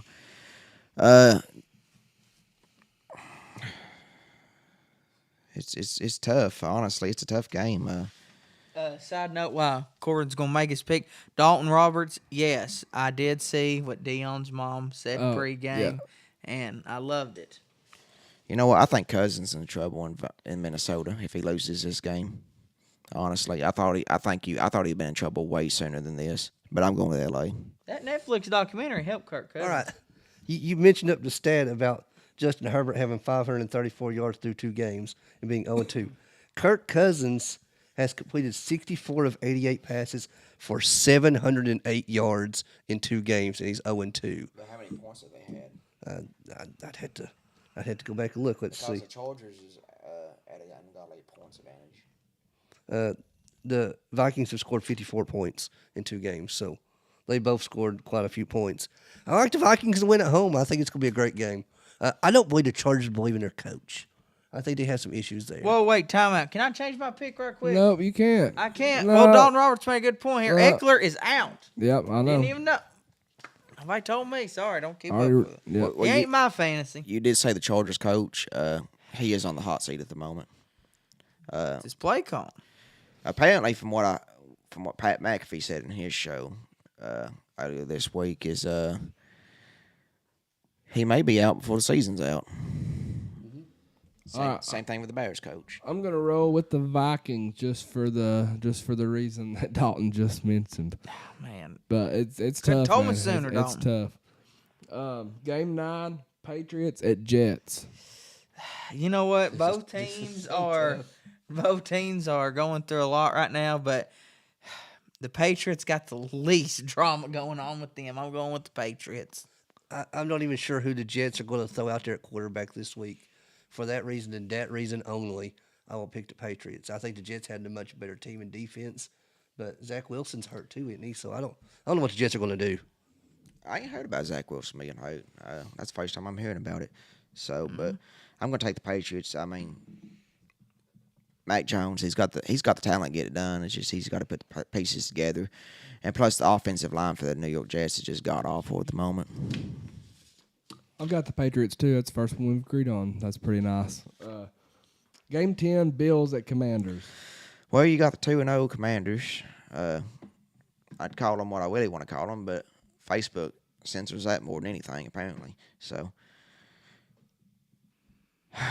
NFC South, so good. I'm going to take the Buffalo Bills. I'm going to take the Buffalo Bills. Making up lies by people.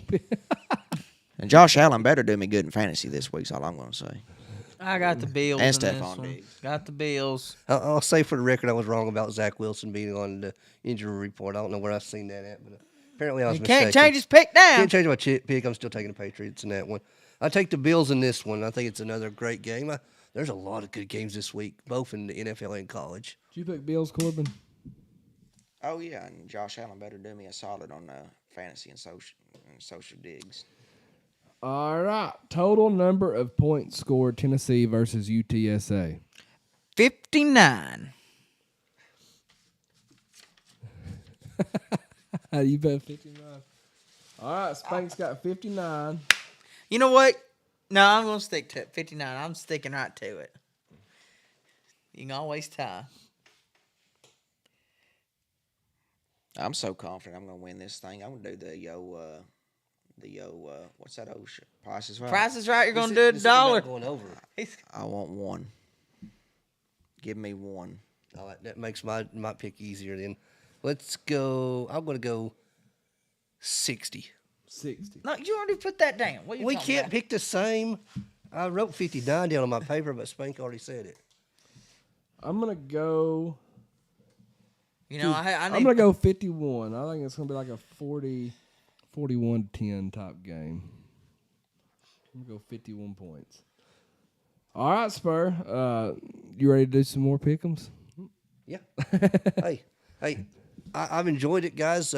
Send your comments, send your picks into the Vawls Deep Podcast Facebook page. We're going to post these games here momentarily, and we'll have them on there. So get yours in before kickoff on Saturday. That is, once the games start on Saturday, no more picks will be taken.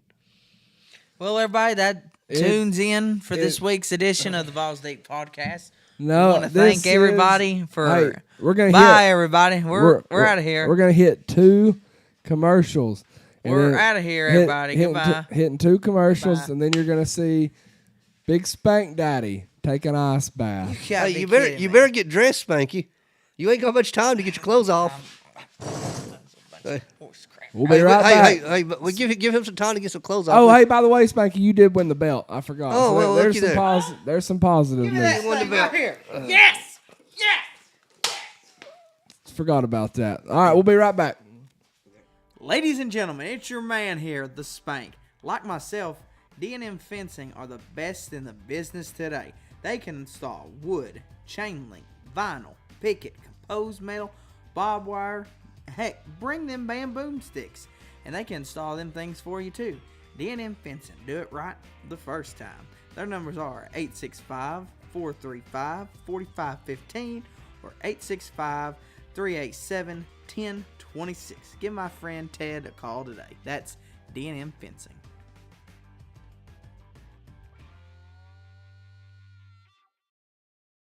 Hey y'all, it's the Vawl Daddy. The C&D Tire Pros are your go-to experts for nearly all of your vehicle needs. Located in the heart of Oak Ridge at 164 Fairbanks Road, they've got a 4.8 out of 5-star rating, and that's very hard to do in the tire business. Tire installation, wheel alignment, wheel balancing, tire rotation, tire repair, brake changes, oil changes, hell, they'll even paint your back porch. I've known Zach since he was in diapers. We went to church together, we went to school together, we played football together. And he's been changing tires since he's been in diapers. Give them a call today, 865-483-7455. Like them on Facebook. That's C&D Tire, 865-483-7455. Let me get some of this.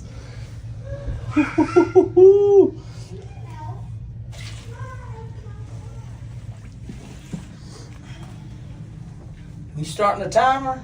Go on down, come on. Get in there, big boy. That timer's starting, ain't it? Not yet. You better. I said my You damn gotta feet. As soon as your butt hits, just go for it, big guy. It's supposed to feel good, they say. That's what they say.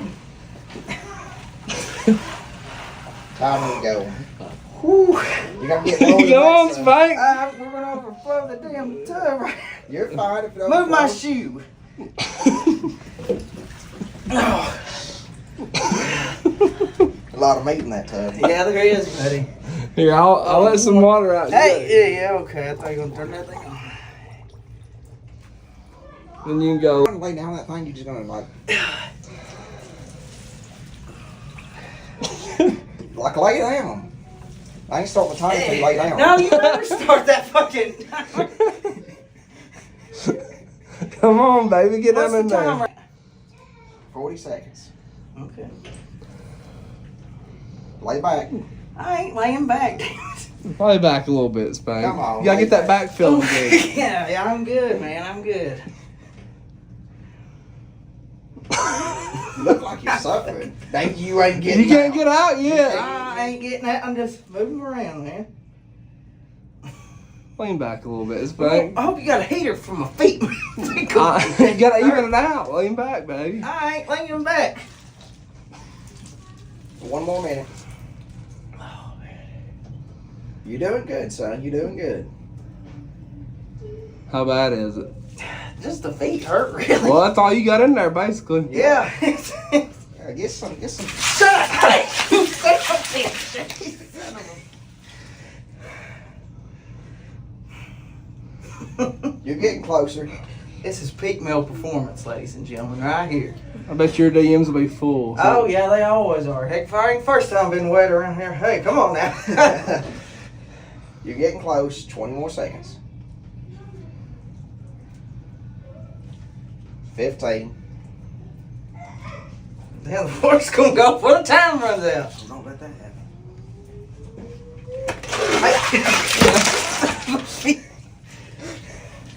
Where we at? Put your back in there, baby. You actually got 15 seconds left. What? You just said 15! Well, I was trying to like mess with you. Oh my god.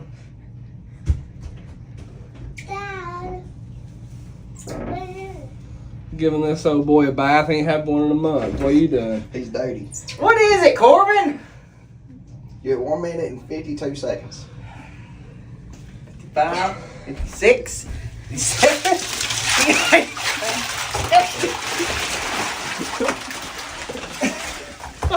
Wait. Hey.